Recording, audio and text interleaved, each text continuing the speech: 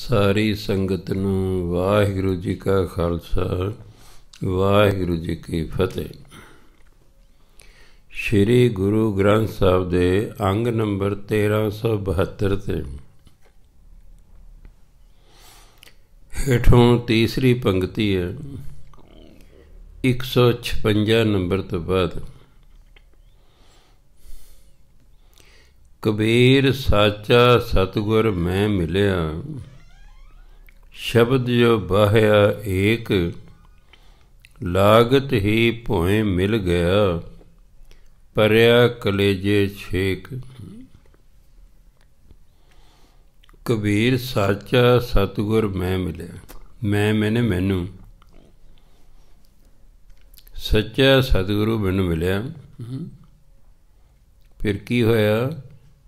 ਸ਼ਬਦ ਜੋ ਬਾਹਿਆ ਏਕ, ਬਾਹਿਆ ਹੁੰਦਾ ਚਲਾਉਣਾ, ਜਿਵੇਂ ਤੀਰ ਚਲਾਈਦਾ। ਗੁਰੂ ਨੇ ਫਿਰ ਸ਼ਬਦ ਦਾ ਤੀਰ ਚਲਾਇਆ। ਲਾਗਤ ਹੀ ਭੋਏ ਮਿਲ ਗਿਆ। ਕਹਿੰਦੇ ਜਦੋਂ ਤੀਰ ਆ ਕੇ ਮੈਨੂੰ ਵੱਜਿਆ ਨਾ ਨਾਮ ਦਾ, ਮੈਂ ਕਿਹਾ ਧਰਤੀ ਤੇ ਡਿੱਗ ਪਿਆ। ਪਰਿਆ ਕਲੇਜੇ ਛੇਕ, ਅਤੇ ਮੇਰੇ ਕਾਲਜੇ ਦੇ ਵਿੱਚ, ਦਿਲ ਦੇ ਵਿੱਚ ਛੇਕ ਹੋ ਗਿਆ, ਭਾਵ ਦਿਲ ਵਿੰਨਿਆ ਗਿਆ, ਭਾਵ ਦਿਲ 'ਤੇ ਗਹਿਰਾ ਅਸਰ ਹੋਇਆ, ਗੁਰੂ ਨਾਲ ਮੇਲ ਹੋਇਆ। ਗੁਰੂ ਨੇ ਬਾਣੀ ਦਾ, ਨਾਮ ਦਾ ਤੀਰ ਮਾਰਿਆ। ਉਹ ਕਹਿੰਦੇ ਮੇਰੇ ਕਲੇਜੇ 'ਚ ਆ ਕੇ ਵੱਜਿਆ, ਮੈਂ ਧਰਤੀ 'ਤੇ ਡਿੱਗ ਪਿਆ। ਭਾਵ ਕਹਿਣ ਦਾ ਹੈ, ਕਈ ਵਾਰੀ ਬੰਦਾ ਸਤੋ ਗੁਣੀ ਹੁੰਦਾ। ਜਦੋਂ ਬੰਦਾ ਸਤੋ ਗੁਣੀ ਹੁੰਦਾ ਹੈ ਅਤੇ ਉਹ ਸਤ ਸੰਗਤ ਕਰ ਰਿਹਾ ਹੈ, ਸਤੋ ਗੁਣੀ ਬੰਦਾ ਬੜੇ ਧਿਆਨ ਨਾਲ ਗੱਲ ਸੁਣ ਰਿਹਾ ਹੁੰਦਾ। ਜਿਹੜੇ ਤਮੋ ਗੁਣੀ ਜਾਂ ਰਜੋ ਗੁਣੀ ਨੇ, ਉਹ ਵਾਰੀ ਵਾਰੀ ਆਪਣਾ ਟਾਈਮ ਵੇਖਦੇ, ਘੜੀਆਂ ਵੇਖਦੇ ਰਹਿੰਦੇ ਨੇ। ਕਦੇ ਖੱਬਾ ਗੋੜਾ ਚੱਕ ਲਿਆ, ਕਦੇ ਸੱਚਾ ਚੱਕ ਲਿਆ, ਕਦੇ ਖੁਰਕਣ ਲੱਗ ਗਏ, ਕਦੇ ਇੱਧਰ ਦੇਖਣ ਲੱਗ ਗਏ, ਕਦੇ ਉੱਧਰ ਦੇਖਣ ਲੱਗ ਗਏ, ਕਦੇ ਸੰਗਤ ਨੂੰ ਵੇਖਣ ਲੱਗ ਗਏ ਕੌਣ ਮੱਥਾ ਟੇਕਦਾ ਹੈ। ਪਰ ਜਿਹੜਾ ਸਤੋ ਗੁਣੀ ਹੁੰਦਾ ਹੈ, ਉਹ ਬੜੇ ਧਿਆਨ ਨਾਲ ਗੁਰੂ ਦੀ ਗੱਲ ਸੁਣ ਰਿਹਾ ਹੁੰਦਾ ਹੈ। ਕਈ ਵਾਰੀ ਗੁਰੂ ਦੀ ਗੱਲ ਦਾ ਸਿੱਧਾ ਹੀ ਬੰਦੇ 'ਤੇ ਅਸਰ ਹੋ ਜਾਂਦਾ ਹੈ ਅਤੇ ਮਨੁੱਖ ਅਗਲੇ ਦਿਨ ਬਦਲ ਜਾਂਦਾ ਹੈ। ਤਾਂ ਉਹ ਅਵਸਥਾ ਕਬੀਰ ਸਾਹਿਬ ਨੇ ਦੱਸੀ ਵੀ ਮੈਨੂੰ ਗੁਰੂ ਮਿਲ ਪਿਆ, ਉਹਨੇ ਮੇਰੇ 'ਤੇ ਨਾਮ ਬਾਣੀ ਦਾ ਤੀਰ ਚਲਾਇਆ। ਉਸ ਤੀਰ ਦਾ ਕਹਿੰਦੇ ਮੇਰੇ ਮਨ 'ਤੇ ਐਸਾ ਅਸਰ ਹੋਇਆ, ਉਹ ਤੀਰ ਮੇਰੇ ਕਲੇਜੇ 'ਚ ਵੱਜਿਆ, ਕਹਿੰਦੇ ਮੈਂ ਧਰਤੀ 'ਤੇ ਡਿੱਗ ਪਿਆ। ਭਾਵ ਅੰਦਰ ਨਿਮਰਤਾ ਆ ਗਈ। ਧਰਤੀ ਡਿੱਗਣ ਤੋਂ ਬਾਅਦ ਅੰਦਰ ਨਿਰਮਾਣਤਾ ਆ ਗਈ, ਨਿਮਰਤਾ ਆ ਗਈ ਹੈ, ਹਉਮੈ ਸਾਰੀ ਅੰਦਰੋਂ ਖਤਮ ਹੋ ਗਈ ਹੈ। ਸੋ ਕਈ ਵਾਰੀ ਐਸਾ ਹੁੰਦਾ ਹੈ ਕਿ ਬੰਦੇ 'ਤੇ ਸਿੱਧਾ ਹੀ ਅਸਰ ਹੋ ਜਾਂਦਾ ਅਤੇ ਉਹ ਬੁਰਾਈ ਛੱਡ ਦਿੰਦਾ ਹੈ, ਉਹਦਾ ਜੀਵਨ ਬਦਲ ਜਾਂਦਾ ਹੈ। ਅੱਜ ਤੋਂ 49 ਸਾਲ ਪਹਿਲਾਂ, ਅੱਜ ਤੋਂ 49 ਸਾਲ ਪਹਿਲਾਂ 14 ਅਗਸਤ 1971 ਨੂੰ ਮੇਰਾ MA ਇੰਗਲਿਸ਼ ਦਾ ਰਿਜ਼ਲਟ ਆਇਆ। ਪ੍ਰਿੰਸੀਪਲ ਨੇ ਮੈਨੂੰ ਕਿਹਾ ਹੋਇਆ ਸੀ, ਜਿੱਦੇ ਤੁਹਾਡਾ ਰਿਜ਼ਲਟ ਆਵੇ ਮੈਨੂੰ ਦੱਸਿਓ। ਸਵੇਰੇ 6 ਵਜੇ 14 ਅਗਸਤ 1971 ਨੂੰ ਇੰਗਲਿਸ਼ ਟ੍ਰਿਬਿਊਨ 'ਚ ਮੇਰਾ ਰਿਜ਼ਲਟ ਛਪਿਆ, ਮੈਂ ਪਾਸ ਹੋ ਗਿਆ। ਮੈਂ ਅਖਬਾਰ ਲੈ ਕੇ, ਨੇੜੇ ਹੀ ਪ੍ਰਿੰਸੀਪਲ ਸਾਹਿਬ ਰਹਿੰਦੇ ਸਨ, ਮੈਂ ਸਕੂਲ ਦੇ ਇੱਕ ਪਾਸੇ ਰਹਿੰਦਾ ਸੀ, ਸਕੂਲ ਦੇ ਦੂਜੇ ਪਾਸੇ ਰਹਿੰਦੇ ਸਕੂਲ 'ਚ ਹੀ ਸੀ, ਅਸੀਂ ਕਮਰੇ ਮਿਲੇ ਹੋਏ ਸਨ। ਉਹ ਇੱਕ ਮਧਰੇ ਜੀ ਮੰਜੀ 'ਤੇ ਬੈਠੇ ਹੋਏ, ਜਿਹੜੇ ਆਮ ਤੌਰ 'ਤੇ ਬੱਚਿਆਂ ਲਈ ਹੁੰਦੀ ਹੈ। ਬੱਚਿਆਂ ਲਈ ਜਿਹੜੀ ਮੰਜੀਆਂ ਨੇ ਉਹ ਬਹੁਤੀਆਂ ਉੱਚੀਆਂ ਨਹੀਂ ਹੁੰਦੀਆਂ ਕਿ ਬੱਚਾ ਲੇਟਿਆ ਹੋਇਆ ਜਿੱਥੇ ਖੇਡਦਾ ਡਿੱਗ ਪਿਆ, ਉਹਦੇ ਜ਼ਿਆਦਾ ਸੱਟ ਨਾ ਵੱਜੇ, ਉਹਦੀ ਮਧਰੇ ਕੱਦ ਦੀ ਮੰਜੀ ਹੁੰਦੀ। ਉਹ ਮੰਜੇ 'ਤੇ ਬੈਠੇ ਭਜਨ ਬੰਦਗੀ ਕਰ ਰਹੇ ਨੇ। ਉਹ ਹਿੰਦੂ ਜੈਂਟਲਮੈਨ ਸਨ। ਗੌਰਮੈਂਟ ਸਰਵਿਸ 'ਚੋਂ ਰਿਟਾਇਰ ਹੋ ਕੇ ਉਹਨਾਂ ਨੇ ਉਹ ਪ੍ਰਾਈਵੇਟ ਸਕੂਲ ਖੋਲ੍ਹਿਆ ਹੋਇਆ ਸੀ। ਮੈਂ ਗਿਆ, ਉਹਨਾਂ ਨੇ ਕੁਛ ਨਹੀਂ ਕਿਹਾ ਮੈਨੂੰ ਵੀ ਕਿਵੇਂ ਆਏ ਹੋ ਜੀ। ਸਿੱਧੇ ਹੀ ਮੈਨੂੰ ਕਹਿੰਦੇ, ਕਿਉਂਕਿ ਸਾਰੇ ਸਕੂਲ 'ਚ ਇਕੱਲੇ ਹੀ ਸਰਦਾਰ ਸੀ, ਇਸ ਲਈ ਮੈਨੂੰ ਉੱਥੇ ਸਾਰੇ ਵਿਦਿਆਰਥੀ ਕੀ, ਟੀਚਰ ਕੀ, ਪ੍ਰਿੰਸੀਪਲ ਕੀ, ਸਾਰੇ ਸਰਦਾਰ ਜੀ ਕਹਿੰਦੇ ਸੀ। ਮੈਨੂੰ ਕਿਹਾ, ਸਰਦਾਰ ਜੀ ਭਜਨ ਬੰਦਗੀ ਕਰਦੇ ਹੋ? ਮੈਂ ਨਾਸਤਕ ਤਾਂ ਨਹੀਂ ਸੀ, ਗਿਆਨੀ ਕੀਤੀ ਹੋਈ ਸੀ, ਬਾਣੀ ਪੜ੍ਹੀ ਹੋਈ ਸੀ, ਪਰ ਜਿਸ ਪੁਆਇੰਟ ਤੋਂ ਉਹਨਾਂ ਪੁੱਛਿਆ ਉਸ ਤਰ੍ਹਾਂ ਮੈਂ ਨਹੀਂ ਸੀ ਕਰਦਾ, ਕਿਉਂਕਿ ਮੈਂ ਆਪਣੀ ਪੜ੍ਹਾਈ ਕਰ ਰਿਹਾ ਸੀ, ਨਾਲ ਟੀਚਰ ਲੱਗਿਆ ਸੀ, ਪੜ੍ਹਾਉਣਾ ਵੀ ਸੀ, ਆਪ ਪੜ੍ਹਨਾ ਵੀ ਸੀ, ਇਸ ਲਈ ਸਮਾਂ ਨਹੀਂ ਸੀ ਕਿ ਮੈਂ ਉਸ ਤਰ੍ਹਾਂ ਭਜਨ ਬੰਦਗੀ ਕਰ ਸਕਦਾ। ਮੈਨੂੰ ਕਹਿੰਦਾ, ਸਰਦਾਰ ਜੀ ਭਜਨ ਬੰਦਗੀ ਕਰਦੇ ਹੋ? ਮੈਂ ਚੁੱਪ। ਉਹਨਾਂ ਨੇ ਆਪਣਾ ਸੱਜਾ ਹੱਥ ਧਰਤੀ 'ਤੇ ਲਾਇਆ, ਮੈਂ ਧਰਤੀ 'ਤੇ ਲਾ ਕੇ ਫਿਰ ਆਪਣੇ ਮੱਥੇ 'ਤੇ ਲਾਇਆ। ਕਹਿੰਦਾ, ਸਰਦਾਰ ਜੀ ਜਿਸ ਭਗਵਾਨ ਨੇ ਤੁਹਾਨੂੰ ਮਨੁੱਖਾ ਜੀਵਨ ਦਿੱਤਾ, ਫਿਰ ਧਰਤੀ 'ਤੇ ਹੱਥ ਲਾਇਆ, ਫਿਰ ਮੱਥੇ 'ਤੇ ਲਾਇਆ, ਜਿਸ ਨੇ ਤੁਹਾਨੂੰ ਸਰੀਰ ਦੇ ਸਾਰੇ ਅੰਗ ਪੂਰੇ ਦਿੱਤੇ ਨੇ, ਜਿਸ ਭਗਵਾਨ ਨੇ ਵਾਰੀ ਵਾਰੀ ਇਸ ਤਰ੍ਹਾਂ ਕਰੀ ਜਾਣ, ਜਿਸ ਭਗਵਾਨ ਨੇ ਤੁਹਾਨੂੰ ਵਿੱਦਿਆ ਦਿੱਤੀ, ਜਿਸ ਭਗਵਾਨ ਨੇ ਤੁਹਾਨੂੰ ਨੌਕਰੀ ਦਿੱਤੀ, ਜਿਸ ਭਗਵਾਨ ਨੇ ਤੁਹਾਨੂੰ ਉੱਚੇ ਖਾਨਦਾਨ ਵਿੱਚ ਪੈਦਾ ਕੀਤਾ, ਜਿਸ ਭਗਵਾਨ ਨੇ ਤੁਹਾਨੂੰ ਮਾਇਆ ਦਿੱਤੀ ਹੈ, ਕਹਿੰਦੇ ਉਸ ਭਗਵਾਨ ਦਾ ਤੁਸੀਂ ਕਦੇ ਨਾਂ ਹੀ ਨਹੀਂ ਲਿਆ। ਕਿਉਂਕਿ ਮੇਰਾ ਰਿਜ਼ਲਟ ਆਇਆ ਸੀ, ਮੈਂ ਪਾਸ ਹੋ ਗਿਆ ਸੀ, ਮੈਂ ਉਸ ਵੇਲੇ ਸਤੋ ਗੁਣੀ ਸੀ। ਅਤੇ ਜਿਵੇਂ ਕਬੀਰ ਸਾਹਿਬ ਕਹਿੰਦੇ ਵੀ ਗੁਰੂ ਨੇ ਤੀਰ ਚਲਾਇਆ ਨਾਮ ਬਾਣੀ ਦਾ, ਸਿੱਧਾ ਹੀ ਅਸਰ ਕਰ ਗਿਆ। ਉਹਨਾਂ ਦੀ ਗੱਲ ਸਿੱਧੀ ਹੀ ਮੇਰੇ 'ਤੇ ਅਸਰ ਕਰ ਗਈ। ਨਾ ਉਹਨਾਂ ਮੈਨੂੰ ਪੁੱਛਿਆ ਤੁਸੀਂ ਕਿਵੇਂ ਆਏ ਹੋ, ਅਤੇ ਨਾ ਮੈਂ ਦੱਸ ਸਕਿਆ। ਮੈਂ ਤਾਂ ਖੜ੍ਹਾ ਖੜ੍ਹਾ ਸੁੰਨ ਹੋ ਗਿਆ। ਉਸੇ ਤਰ੍ਹਾਂ ਅਖਬਾਰ ਹੱਥ 'ਚ ਲੈ ਕੇ ਮੈਂ ਵਾਪਸ ਆਪਣੇ ਕਮਰੇ 'ਚ ਆ ਗਿਆ। ਮੇਰੇ ਅੰਦਰ ਹਲਚਲ ਮਚ ਗਈ। ਸਕੂਲ ਲੱਗ ਗਿਆ, ਪੜ੍ਹਾ ਰਹੇ ਹਾਂ, ਪਰ ਧਿਆਨ ਉਹੀ ਹੈ। ਉਹ ਜੋ ਸ਼ਬਦ ਉਹਨਾਂ ਕਹੇ 49 ਸਾਲ ਪਹਿਲਾਂ ਜੋ ਸ਼ਬਦ ਕਹੇ ਅੱਜ ਵੀ ਉਸੇ ਤਰ੍ਹਾਂ ਮੈਨੂੰ ਯਾਦ ਨੇ, ਔਰ ਉਹ ਦ੍ਰਿਸ਼ ਵੀ ਉਸੇ ਤਰ੍ਹਾਂ ਯਾਦ ਹੈ ਕਿ ਕਿਵੇਂ ਉਹ ਮੰਜੀ 'ਤੇ ਬੈਠੇ ਸੀ, ਕਿਵੇਂ ਧਰਤੀ ਨੂੰ ਹੱਥ ਲਾ ਕੇ ਫਿਰ ਮੱਥੇ 'ਤੇ ਲਾਉਂਦੇ ਸਨ। ਅੱਧੀ ਛੁੱਟੀ ਹੋਈ, ਅਚਾਨਕ ਉਹਨਾਂ ਨੂੰ ਯਾਦ ਆਇਆ, ਪੀਅਰ ਨੂੰ ਕਹਿੰਦੇ ਸਰਦਾਰ ਜੀ ਬੁਲਾ ਕੇ ਲਿਆ। ਮੈਂ ਗਿਆ, ਨਮਸਕਾਰ ਕੀਤੀ। ਕਿ ਸਰਦਾਰ ਤੁਸੀਂ ਸਵੇਰੇ ਆਏ ਸੀ, ਕੀ ਕੰਮ ਆਏ ਸੀ? ਮੈਂ ਜੀ ਮੈਂ ਤੁਹਾਨੂੰ ਦੱਸਣ ਆਇਆ ਸੀ ਮੈਂ ਪਾਸ ਹੋ ਗਿਆ। ਕਹਿੰਦੇ ਵਧਾਈਆਂ। ਉਹ ਭਲੇ ਜ਼ਮਾਨੇ ਸਨ, ਉਦੋਂ ਕਦੇ 50 ਰੁਪਏ ਲਿਆਓ, ਸਟਾਫ ਨੂੰ ਕੋਈ ਖਵਾਨੇ ਪੈਣੇ, ਅਤੇ ਮੈਨੂੰ 50 ਰੁਪਏ ਦਿੱਤੇ। ਉਹ ਸਾਰੇ ਖਾ ਰਹੇ ਨੇ, ਮੈਨੂੰ ਵਧਾਈਆਂ ਦੇ ਰਹੇ ਨੇ, ਪਰ ਮੈਨੂੰ ਕੋਈ ਨਾ ਆਨੰਦ ਨਹੀਂ ਆ ਰਿਹਾ। ਮੇਰਾ ਧਿਆਨ ਉਹਨਾਂ ਸ਼ਬਦਾਂ ਵੱਲ ਹੀ ਸੀ। ਛੁੱਟੀ ਤੋਂ ਬਾਅਦ ਮੈਂ ਇੱਕ ਬੱਚੇ ਨੂੰ ਨਾਲ ਲਿਆ, ਕਿਉਂਕਿ ਮੈਨੂੰ ਨਾ ਬਾਜ਼ਾਰਾਂ 'ਚ ਘੁੰਮਣ ਫਿਰਨ ਦਾ ਬਚਪਨ ਤੋਂ ਕੋਈ ਸ਼ੌਕ ਨਹੀਂ। ਇਸ ਲਈ ਸ਼ਹਿਰ ਦੇ ਵਿੱਚ ਨੌਕਰੀ ਕਰਨ ਦੇ ਬਾਵਜੂਦ ਮੈਂ ਕਦੇ ਬਾਜ਼ਾਰ 'ਚ ਨਹੀਂ ਸੀ ਗਿਆ। ਇੱਕ ਬੱਚੇ ਨੂੰ ਨਾਲ ਲਿਆ, ਮੈਂ ਅੱਜ ਬਾਜ਼ਾਰ ਜਾਣਾ। ਕਿ ਚਲੋ ਜੀ। ਬਾਜ਼ਾਰ ਜਾ ਕੇ ਮੈਂ ਇੱਕ ਦੁਕਾਨਦਾਰ ਨੂੰ ਪੁੱਛਿਆ ਵੀ ਇੱਥੇ ਕਿਤਾਬਾਂ ਦੀ ਦੁਕਾਨ ਹੈ ਜੀ? ਕਹਿੰਦੇ ਹਾਂ, ਉਹ ਕੋਨੇ 'ਤੇ ਹੈ ਜੀ। ਉੱਥੇ ਚਲੇ ਗਏ। ਉੱਥੇ ਲਿਖਿਆ ਸੀ ਇੱਥੇ ਧਾਰਮਿਕ ਕਿਤਾਬਾਂ, ਗੁਟਕੇ, ਪੋਥੀਆਂ ਮਿਲਦੇ ਹਨ। ਮੈਂ ਦੁਕਾਨਦਾਰ ਕੋਲ ਚਲੇ ਗਿਆ। ਮੈਂ ਜੀ ਕੀ ਗੁਰੂ ਗ੍ਰੰਥ ਸਾਹਿਬ ਭਾਗਾਂ 'ਚ ਮਿਲਦੇ ਨੇ? ਕਹਿੰਦੇ ਹਾਂ, 2 ਭਾਗਾਂ 'ਚ ਮਿਲਦੇ। ਮੈਂ ਜੀ ਦਰਸ਼ਨ ਕਰਾਓ। ਕਹਿੰਦੇ ਜੋੜੇ ਲਾ ਲਓ, ਆ ਹੱਥ ਧੋ ਲਓ। ਮੈਂ ਜੁੱਤੀ ਲਾ ਲਈ, ਹੱਥ ਧੋ ਲਏ। ਉਹਨਾਂ ਆਪਣੇ ਜਿਹੜਾ ਅੱਗੇ ਮੇਜ਼ ਸੀ, ਕਾਊਂਟਰ ਜਿਹਨੂੰ ਆਪਾਂ ਕਹਿੰਦੇ, ਉਸ 'ਤੇ ਉਹਨਾਂ ਰੁਮਾਲਾ ਸਾਹਿਬ ਵਿਛਾਇਆ, ਦੋਨਾਂ ਪੋਥੀਆਂ ਦੇ ਮੈਨੂੰ ਦਰਸ਼ਨ ਕਰਾਏ। ਉਹ ਪੋਥੀਆਂ ਅੱਜ ਵੀ ਮੇਰੇ ਕੋਲ ਹੈਗੀ, 49 ਸਾਲ ਪਹਿਲਾਂ ਖਰੀਦੀਆਂ ਹੋਈਆਂ, ਯਾਦਗਾਰ ਦੇ ਤੌਰ 'ਤੇ ਮੈਂ ਰੱਖੀਆਂ ਹੋਈਆਂ ਹਨ। ਮੈਂ ਜੀ ਇਹ ਕਿੰਨੇ ਦੀਆਂ ਨੇ ਕਹਿ, ਜੇ ਤਾਂ ਇੱਕ ਇੱਕ ਕਰਕੇ ਲਓਗੇ ਫਿਰ 16 ਰੁਪਏ ਦੀਆਂ ਨੇ, ਜੇ ਦੋਨੋਂ ਇਕੱਠੀਆਂ ਲਓਗੇ ਫਿਰ 30 ਰੁਪਏ ਦੀਆਂ ਨੇ। ਮੈਂ ਜੀ ਇਹਨਾਂ ਨੂੰ ਮੈਂ ਲੈ ਕੇ ਕਿਵੇਂ ਜਾਵਾਂਗਾ ਘਰ ਤੱਕ? ਕਹਿੰਦੇ ਸੀ ਤੁਹਾਨੂੰ 5 ਰੁਪਏ ਦਾ ਅਟੈਚੀ ਦੇਵਾਂਗੇ,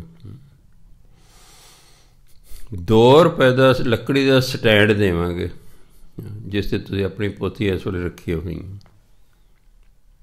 ਰੁਮਾਲੇ ਮੁਫਤ ਦੇਵਾਂਗੇ ਨਾਲ। ਮੈਂ ਜੀ ਪੈਕ ਕਰ ਦਿਓ। 30 ਰੁਪਏ ਪੋਥੀਆਂ ਦੇ, 5 ਰੁਪਏ ਜਿਹੜੇ ਨੇ ਅਟੈਚੀ ਦੇ, 35 ਅਤੇ 2 ਰੁਪਏ ਸਟੈਂਡ ਦੇ, 37 ਰੁਪਏ ਦੇ ਕੇ ਮੈਂ ਉਹ ਲੈ ਆਇਆ। ਰਾਹ 'ਚ ਆਉਂਦੇ ਨੇ 1.25 ਰੁਪਏ ਦੇ ਪਤਾਸੇ ਮੈਂ ਖਰੀਦ ਲਏ ਕਿ ਦੇਗ ਬਣਾਉਣ ਲਈ ਤਾਂ ਮੇਰੇ ਕੋਲ ਕੋਈ ਭਾਂਡਾ ਹੈ ਨਹੀਂ, ਵੀ ਚਲੋ ਸਵੇਰੇ 15 ਅਗਸਤ ਹੈ, ਬੱਚੇ ਸਕੂਲ 'ਚ ਆਉਣਗੇ ਖੇਡਣ ਕੁੱਦਣ, ਉਹਨਾਂ ਨੂੰ ਪ੍ਰਸ਼ਾਦ ਵਰਤਾ ਦੇਣਗੇ। ਅਗਲੇ ਦਿਨ ਮੈਂ ਨਹਾ ਧੋ ਕੇ, ਬਾਣੀ ਤਾਂ ਮੈਨੂੰ ਆਉਂਦੀ ਹੀ ਸੀ, ਮੈਂ 5 ਪੌੜੀਆਂ ਦਾ ਪਾਠ ਦਾਸ ਕਰਕੇ 5 ਪੌੜੀਆਂ ਦਾ ਪਾਠ ਕੀਤਾ, ਜਿਹੜੇ ਬੱਚੇ ਖੇਡਣ 'ਚ ਪਤਾਸੇ ਬਣਦੇ, ਅਤੇ ਫਿਰ ਇਸ ਪਾਸੇ ਸ਼ੁਰੂ ਹੋ ਗਿਆ ਕੰਮ। ਮੇਰੇ ਕਹਿਣ ਦਾ ਮਤਲਬ ਹੈ ਕਿ ਕਈ ਵਾਰੀ ਕਿਸੇ ਦੇ ਬੋਲੇ ਹੋਏ ਸ਼ਬਦ ਬੜਾ ਮਨ 'ਤੇ ਅਸਰ ਕਰਦੇ ਹਨ।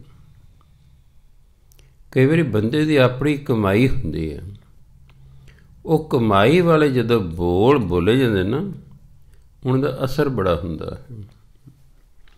ਹੁਣ ਗੁਰੂ ਮਹਾਰਾਜ ਦੀ ਪਤਾ ਨਹੀਂ ਕਿੰਨੇ ਜਨਮਾਂ ਦੀ ਕਮਾਈ ਹੁੰਦੀ ਹੈ, ਪਰ ਗੁਰੂ ਦੀ ਗੱਲ ਦਾ ਮੈਂ ਦੇਖਿਆ ਅਸਰ ਸਿਰਫ ਉਸੇ ਬੰਦੇ ਤੇ ਹੁੰਦਾ ਜਿਹੜਾ ਸਤੋਗੁਣੀ ਹੈ, ਦੂਜੇ 'ਤੇ ਨਹੀਂ ਅਸਰ ਹੁੰਦਾ। ਕਿੰਨੀ ਦੁਨੀਆ ਹੈ ਸਤਸੰਗ 'ਚ ਆਉਂਦੀ ਹੈ, ਸਤਸੰਗ ਕਰਕੇ ਚਲੀ ਜਾਂਦੀ ਹੈ, ਜਿਹੋ ਜਿਹੇ ਆਏ ਉਹੋ ਜਿਹੇ ਮੁੜ ਗਏ, 1% ਵੀ ਪਰਿਵਰਤਨ ਜ਼ਿੰਦਗੀ 'ਚ ਨਹੀਂ ਆਉਂਦਾ। ਜਿਹੋ ਜਿਹੇ ਆਏ ਉਹੋ ਜਿਹੇ ਮੁੜ ਗਏ। ਉਦਾਸ ਮਨ ਨਾਲ ਗੁਰਦੁਆਰੇ, ਉਦਾਸ ਮਨ ਨਾਲ ਹੀ ਮੁੜ ਗਏ। ਇਹਦਾ ਮਤਲਬ ਕੋਈ ਅਸਰ ਨਹੀਂ ਹੋਇਆ। ਗੁਰੂ ਨੂੰ ਮਿਲਣ ਤੋਂ ਬਾਅਦ ਵੀ ਜੇ ਬੰਦਾ ਉਦਾਸ ਹੈ ਤਾਂ ਇਹਦਾ ਮਤਲਬ ਇਹਨੂੰ ਤਾਂ ਗੁਰੂ ਨੂੰ ਮਿਲਣਾ ਹੀ ਨਹੀਂ ਆਇਆ, ਮਿਲਣਾ ਹੀ ਨਹੀਂ ਆਇਆ।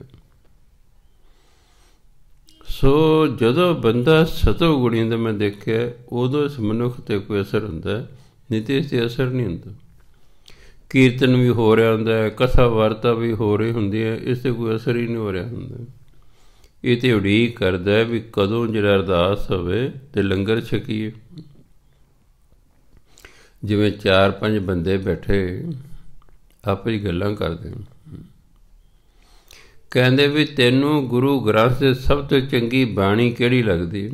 ਇੱਕ ਕਹਿੰਦਾ ਮੈਨੂੰ ਜਪਜੀ ਸਾਹਿਬ ਚੰਗਾ ਲੱਗਦਾ, ਦੂਜਾ ਕਹਿੰਦਾ ਮੈਨੂੰ ਨਾ ਆਨੰਦ ਸਾਹਿਬ ਚੰਗਾ ਲੱਗਦਾ, ਤੀਸਰਾ ਕਹਿੰਦਾ ਮੈਨੂੰ 9ਵੇਂ ਮਹੱਲੇ ਦੇ ਸ਼ਲੋਕ ਚੰਗੇ ਲੱਗਦੇ ਨੇ, ਇੱਕ ਕਹਿੰਦਾ ਮੈਨੂੰ ਸੁਖਨੀ ਸਾਹਿਬ ਚੰਗੀ ਲੱਗਦੀ ਹੈ, ਇੱਕ 5ਵਾਂ ਕਿ ਉਹਨੂੰ ਪੁੱਛੇ ਤੈਨੂੰ ਕੀ ਚੰਗਾ ਲੱਗਦਾ?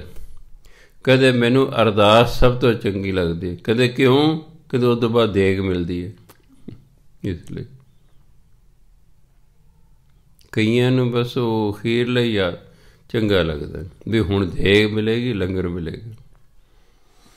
ਕਈ ਸਿਰਫ ਇਸ ਆਸ਼ੇ ਨਾਲ ਆਏ ਹੁੰਦੇ ਨੇ ਗੁਰਦੁਆਰੇ ਵੀ ਚਲੋ ਉੱਥੇ ਲੰਗਰ ਪਾਣੀ ਛਕ ਕੇ ਆਵਾਂਗੇ। ਉਹਨਾਂ ਦਾ ਕੋਈ ਸੁਣਨ ਨਾਲ ਜਾਂ ਅਸਰ ਕਰਨ ਨਾਲ ਕੋਈ ਲੈਣਾ ਦੇਣਾ ਨਹੀਂ ਹੁੰਦਾ ਹੈ। ਇਸ ਲਈ ਕਬੀਰ ਸਾਹਿਬ ਦਾ ਜਦ ਗੁਰੂ ਮਹਾਰਾਜ ਨਾਲ ਆਪਣੇ ਗੁਰੂ ਨਾਲ ਮੇਲ ਹੋਇਆ, ਗੁਰੂ ਨੇ ਨਾਮ ਦਾ ਤੀਰ ਮਾਰਿਆ, ਕਬੀਰ ਸਾਹਿਬ ਕਹਿੰਦੇ ਮੇਰੇ 'ਤੇ ਸਿੱਧੇ ਅਸਰ ਹੋ ਗਿਆ, ਜ਼ਿੰਦਗੀ ਬਦਲ ਗਈ, ਜ਼ਿੰਦਗੀ ਬਦਲ ਗਈ।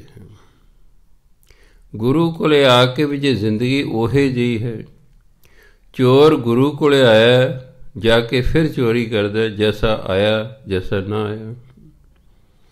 ਸ਼ਰਾਬੀ ਗੁਰੂ ਕੋਲ ਆਇਆ ਜਾ ਕੇ ਫਿਰ ਸ਼ਰਾਬ ਪੀਂਦਾ, ਜੈਸਾ ਆਇਆ ਜੈਸਾ ਨਾ ਆਇਆ। ਮਿਲਾਵਟ ਖੋਰ ਗੁਰੂ ਦੇ ਦਰ 'ਤੇ ਆਇਆ, ਜਾ ਕੇ ਫਿਰ ਉਸੇ ਤਰ੍ਹਾਂ ਹੀ ਮਿਲਾਵਟ ਕਰਦਾ, ਜੈਸਾ ਆਇਆ ਜੈਸਾ ਨਾ ਆਇਆ। ਅਗਰ ਕੋਈ ਬੁਰਾਈ ਹੀ ਨਹੀਂ ਤਿਆਗਣੀ, ਫਿਰ ਘਰ ਬੈਠੇ ਰਹੋ। ਗੁਰੂ ਦੇ ਦਰ 'ਤੇ ਜਾਣਾ ਤਾਂ ਕੁਝ ਮਾੜਾ ਤਿਆਗ ਕੇ ਆਉਣਾ ਹੈ। ਕਿਸੇ ਨੇ ਸੁਣ ਲਿਆ, ਬੀਬੀਆਂ ਨੇ, ਵੀ ਜਦੋਂ ਹਰਿਦੁਆਰ ਆਈਏ ਗੰਗਾ, ਕੋਈ ਚੀਜ਼ ਛੱਡ ਕੇ ਜਾਈਦੀ ਹੈ। ਇੱਕ ਬੀਬੀ ਨੇ ਚੁਲੀ ਗੰਗਾ ਜਲ ਦੀ ਭਰੀ, ਕਹਿੰਦੇ ਹੇ ਗੰਗਾ ਮਾਈ, ਮੈਂ ਅੱਜ ਤੋਂ ਆਲੂ ਖਾਣੇ ਛੱਡੇ। ਦੂਜੀ ਕਹਿੰਦੀ ਹੇ ਗੰਗਾ ਮਾਈ, ਮੈਂ ਅੱਜ ਤੋਂ ਬੈਂਗਣ ਖਾਣੇ ਛੱਡੇ। ਕੋਲ ਇੱਕ ਸਾਧੂ ਲੰਘ ਰਿਹਾ, ਕਹਿੰਦਾ ਬੀਬੀਓ, ਰੋਟੀ ਪਾਣੀ ਨਹੀਂ ਛੱਡਣੀ, ਇੱਥੇ ਬੁਰਾਈ ਛੱਡ ਕੇ ਜਾਵੇ। ਅੱਜ ਤੋਂ ਮੈਂ ਨਿੰਦਿਆ ਕਰਨੀ ਛੱਡੀ, ਅੱਜ ਤੋਂ ਮੈਂ ਚੋਰੀ ਕਰਨੀ ਛੱਡੀ। ਬੁਰਾਈ ਛੱਡ ਕੇ ਜਾਓ, ਨਾ ਕਿ ਰੋਟੀ ਪਾਣੀ ਛੱਡ ਕੇ ਜਾਣਾ ਹੈਗਾ। ਸੋ ਕਈ ਵਾਰੀ ਮਨੁੱਖ ਨੂੰ ਪਤਾ ਹੀ ਨਹੀਂ ਹੁੰਦਾ ਵੀ ਛੱਡਣਾ ਕੀ ਹੈ।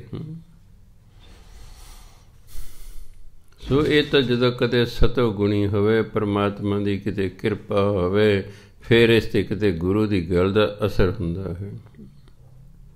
ਨਹੀਂ ਤਾਂ ਅੱਗੇ ਅਗਲੀ ਲਾਈਨ 'ਚ ਗੁਰੂ ਮਹਾਰਾਜ ਕਹਿੰਦੇ, ਕਬੀਰ ਸਾਹਿਬ ਕਹਿ ਰਹੇ ਨੇ, ਕਬੀਰ ਸਾਚਾ ਸਤਿਗੁਰ ਕਿਆ ਕਰੈ, ਜੋ ਸਿੱਖਾਂ ਮਹਿ ਚੂਕ, ਅੰਧੇ ਏਕ ਨ ਲਾਗਈ, ਜਿਉ ਬਾਂਸ ਬਜਾਈਏ ਫੂਕ। ਕਹਿੰਦੇ ਸੱਚਾ ਸਤਿਗੁਰ ਕੀ ਕਰੇ, ਜੋ ਸਿੱਖਾਂ ਮੈਂ ਚੂਕ, ਚੂਕ ਦਾ ਨੁਕਸ। ਜਦੋਂ ਸਿੱਖਾਂ 'ਚ ਨੁਕਸ ਹੈ, ਗੁਰੂ ਕੀ ਕਰੇ। ਚੋਰ ਵੀ ਕਹਿ ਰਿਹਾ ਗੁਰੂ ਵਾ ਸੱਚੇ ਪਾਤਸ਼ਾਹ ਮੈਨੂੰ ਕੁੱਟ ਨਾ ਪਵੇ, ਮੈਂ ਫੜਿਆ ਨਾ ਜਾਵਾਂ। ਮਿਲਾਵਟ ਖੋਰ ਵੀ ਕਹਿ ਰਹੇ ਗੁਰੂ ਮੈਂ ਅਰਦਾਸਾਂ ਕਰਦਾ ਹੁਣ ਵੀ ਮੇਰੀ ਮਿਲਾਵਟ ਦਾ ਕਿਸੇ ਨੂੰ ਪਤਾ ਨਾ ਲੱਗੇ। ਡਾਕੂ ਵੀ ਅਰਦਾਸ ਕਰਦਾ ਹੁਣ, ਮੈਂ ਡਾਕਾ ਮਾਰਨ ਚੰਗਾ ਚੱਲਿਆ, ਚੰਗਾ ਮਾਲ ਮਿਲੇ। ਸਿੱਖ 'ਚ ਨੁਕਸ ਹੈ, ਗੁਰੂ ਕੀ ਕਰੇ ਉੱਥੇ। ਸਿੱਖ ਆਪਣੀ ਬੁਰਾਈ ਦੂਰ ਕਰਨ ਨੂੰ ਤਿਆਰ ਨਹੀਂ ਹੈ, ਇਸ ਲਈ ਕੁਛ ਨਹੀਂ, ਕੋਈ ਗੱਲ ਨਹੀਂ ਬਣਦੀ। ਮੈਂ ਬਾਣੀ ਵੀ ਪੜ੍ਹੀ ਜਾਵਾਂ, ਕੀਰਤਨ ਵੀ ਸੁਣੀ ਕਰੀ ਜਾਵਾਂ, ਕਥਾ ਵੀ ਕਰੀ ਜਾਵਾਂ, ਪਰ ਗੁਰੂ ਦੀ ਗੱਲ ਨਾ ਮੰਨਾਂ, ਉਹੇ ਜਿਹੇ ਰਹਿ ਜਾ, ਫਿਰ ਤਾਂ ਉਹ 'ਚ ਗੁਰੂ ਦਾ ਥੋੜ੍ਹਾ ਕਸੂਰ ਹੈ। ਸਾਡੇ 'ਚ ਹੀ ਨੁਕਸ ਹੈ। ਹੁਣ ਗੁਰੂ ਤਾਂ ਕਹਿੰਦੇ ਨੇ ਭਾਈ 10 ਨੂੰ ਦੀ ਕਿਰਤ ਕਰੋ। ਲੈ ਜਿੰਨੇ ਵੀ ਕਥਾ ਸੁਣ ਰਹੇ ਨੇ ਜਾਂ ਹੋਰ ਆਲੇ ਦੁਆਲੇ ਲੋਕਾਂ ਨੂੰ ਵੇਖੋ ਵੀ ਕਿੰਨੇ ਕੁ ਨੇ 10 ਨੂੰ ਦੀ ਕਿਰਤ ਕਰਨ ਵਾਲੇ, ਮਸਾਂ 20% ਹੋਣੇ। 100 ਮਗਰ ਮਸਾਂ 20% ਬੰਦੇ ਹੋਣੇ ਨੇ ਜਿਹੜੇ 10 ਨੂੰ ਦੀ ਕਿਰਤ ਕਰਨ ਵਾਲੇ। ਨਹੀਂ ਤਾਂ ਜਿੱਥੇ ਕੋਈ ਬੈਠਾ ਜਿੰਨੀ ਵੀ ਠੱਗੀ ਕਰਨ ਦੀ ਕਰਦੇ। ਛੋਟੇ ਹੁੰਦੇ ਮੈਂ ਦੇਖਿਆ ਖੇਤੀਬਾੜੀ ਕਰਦੇ ਸੀ, ਕਈ ਨਾ ਜਿਹੜੀ ਸਾਂਝੀ ਵੱਟ ਹੁੰਦੀ ਸੀ ਉਹਨੂੰ ਹੀ ਵੱਢੀ ਜਾਇਆ ਕਰਦੇ ਸਨ ਵੀ 2-4 ਇੰਚ ਦੂਜੇ ਦੀ ਜ਼ਮੀਨ ਆਪਣੇ ਵਾਲੇ ਪਾਸੇ ਰਲਾ ਲਓ। ਬੇਈਮਾਨੀ, ਆਪਣੀ ਵੀ ਸਰੋਂ ਬੀਜੀ ਹੋਈ ਹੈ, ਦੂਜੇ ਜੱਟ ਦੀ ਵੀ ਸਰੋਂ ਹੈ, ਉਹਦੀ ਵਿੱਚੋਂ ਸਰੋਂ ਪੁੱਟੀ ਜਾਣੀ। ਆਪਣੀ ਨਹੀਂ, ਦੂਜੇ ਕਿਤੇ ਬੂਟਾ ਇੱਥੋਂ ਪੁੱਟ ਲਿਆ, ਉੱਥੋਂ ਪੁੱਟ ਲਿਆ, ਪਤਾ ਵੀ ਨਾ ਲੱਗੇ ਵੀ ਹਾਂ ਜੀ ਪੁੱਟਿਆ। ਮੈਂ ਦੇਖਦਾ ਸੀ ਤਮਾਸ਼ਾ ਵੀ ਇਹ ਦੱਸੇ ਕੀ ਕਰ ਰਹੇ ਨੇ। ਉੱਥੇ ਗੁਰੂ ਕੀ ਕਰੇਗਾ। ਬਾਈ ਜੀ ਜਿਹਦੇ ਪੁੱਟ ਰਿਹਾ ਮਾਲਕ ਉੱਤੋਂ ਆ ਜਾਏ ਅਤੇ ਫਿਰ ਲੜਾਈ ਹੋ ਪਏ, ਫਿਰ ਅਤੇ ਸੱਚੇ ਪਾਤਸ਼ਾਹ ਮੈਨੂੰ ਥਾਣੇ ਵਾਲੇ ਨਾ ਕੁੱਟਣ, ਗੁਰੂ ਉੱਥੇ ਕੀ ਕਰੇਗਾ। ਗੁਰੂ ਕੀ ਕਹਿੰਦਾ ਤੁਸੀਂ ਚੋਰੀਆਂ ਕਰੋ। ਗੁਰ ਪੀਰ ਹਮ ਤਾਂ ਪਰੈ ਜਾਂ ਮੁਰਦਾਰ ਨਾ ਖਾਏ। ਗੁਰੂ ਪੀਰ ਤਾਂ ਹਮ ਹੀ ਭਰਦੇ ਨੇ ਜਦੋਂ ਅਸੀਂ ਹਰਾਮ ਦੀ ਕਮਾਈ ਨਾ ਖਾਈਏ। ਗਲਤ ਕੰਮਾਂ 'ਚ ਗੁਰੂ ਸਾਡੀ ਸਪੋਰਟ ਨਹੀਂ ਕਰਦੇ। ਜੇ ਗਲਤ ਕੰਮਾਂ 'ਚ ਸਾਡੀ ਮਦਦ ਕਰਨਾ ਜਿਹਨੇ ਫਿਰ ਗੁਰੂ ਹੀ ਕਹਦਾ। ਉਹ ਤਾਂ ਕਹਿੰਦਾ ਸਿੱਖ ਤੂੰ ਕੰਮ ਠੀਕ ਕਰ, ठीक होने के बावजूद भी तेरे ते कोई दोष लग गया, असी तेरी सहायता करांगे। तू ठीक है, ठीक कर्म कर। हुण गुरु तो कहते दसन की किरत करो, सिख करता नहीं है, फिर फड़िया जाता, नाले पुलिस कुटदी है, नाले पैसे लेंदी है, फिर वकील पैसे लेंदा, फिर मुकदमे चलते ने, फिर जेल हो सकती है। जेलां भरियां होईयां ने, ये जेलां भरियां होईयां, ये चंगे बंदियां नाल नहीं भरियां होईयां, ये माड़े नाल भरियां होईयां।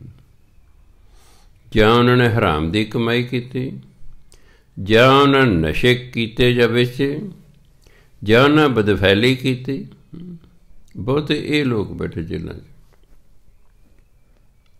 माड़े काम करने, सारी जिंदगी बर्बाद हो जाती है। देखण नूं सिख ने, दूजे धर्मां की मैं गल नहीं कर रहा, बाणी की गल चल रही है। ये गुरु ग्रंथ सिखां दा गुरु है, उही तो सर्व साझा है, ये उपदेश सारिਆਂ ਲਈ साझा है, पर सिखां ਲਈ तो विशेष तौर पर है ना। साडे च नुक्स ने, असी गुरु की गल मनते नहीं, इसलिए दुखी है, होर तो कोई कारण नहीं। अज सारे सिख गुरु की गल मनन लग जाने, सवेर नूं सुखी हो जाएंगे। एक गल ही गुरु की मान लैन भी कोई नशा नहीं करना, ना शराब पीनी है, ना अफीम खानी है, ना बीड़ी सिगरट पीनी है, ना जर्दा खाना है, ना भुक्की खानी है, ना कोई होर नशा करना, ना कोई नशे के कैप्सूल खाने, ना नशा बेचना।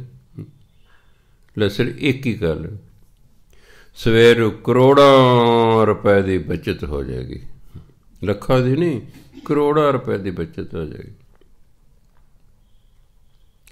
40 करोड़ बोतलां पंजाब के लोग एक साल शराब पींदे, 40 करोड़ बोतलां।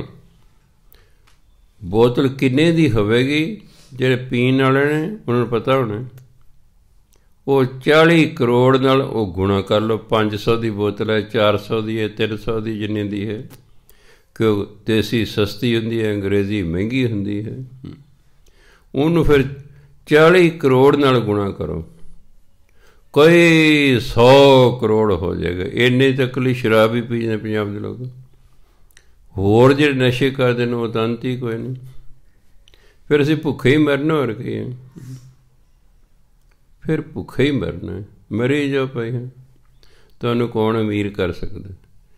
गुरु महाराज तुहानूं अमीर होने का ढंग दसदे ने, तुसीं होने ही नहीं चाहते। उंज अमीर होना चाहुंदे हो, पर गुरु की गल नहीं मनदे। उंज सारी दुनिया अमीर होना चाहती है, पर नहीं मनदे।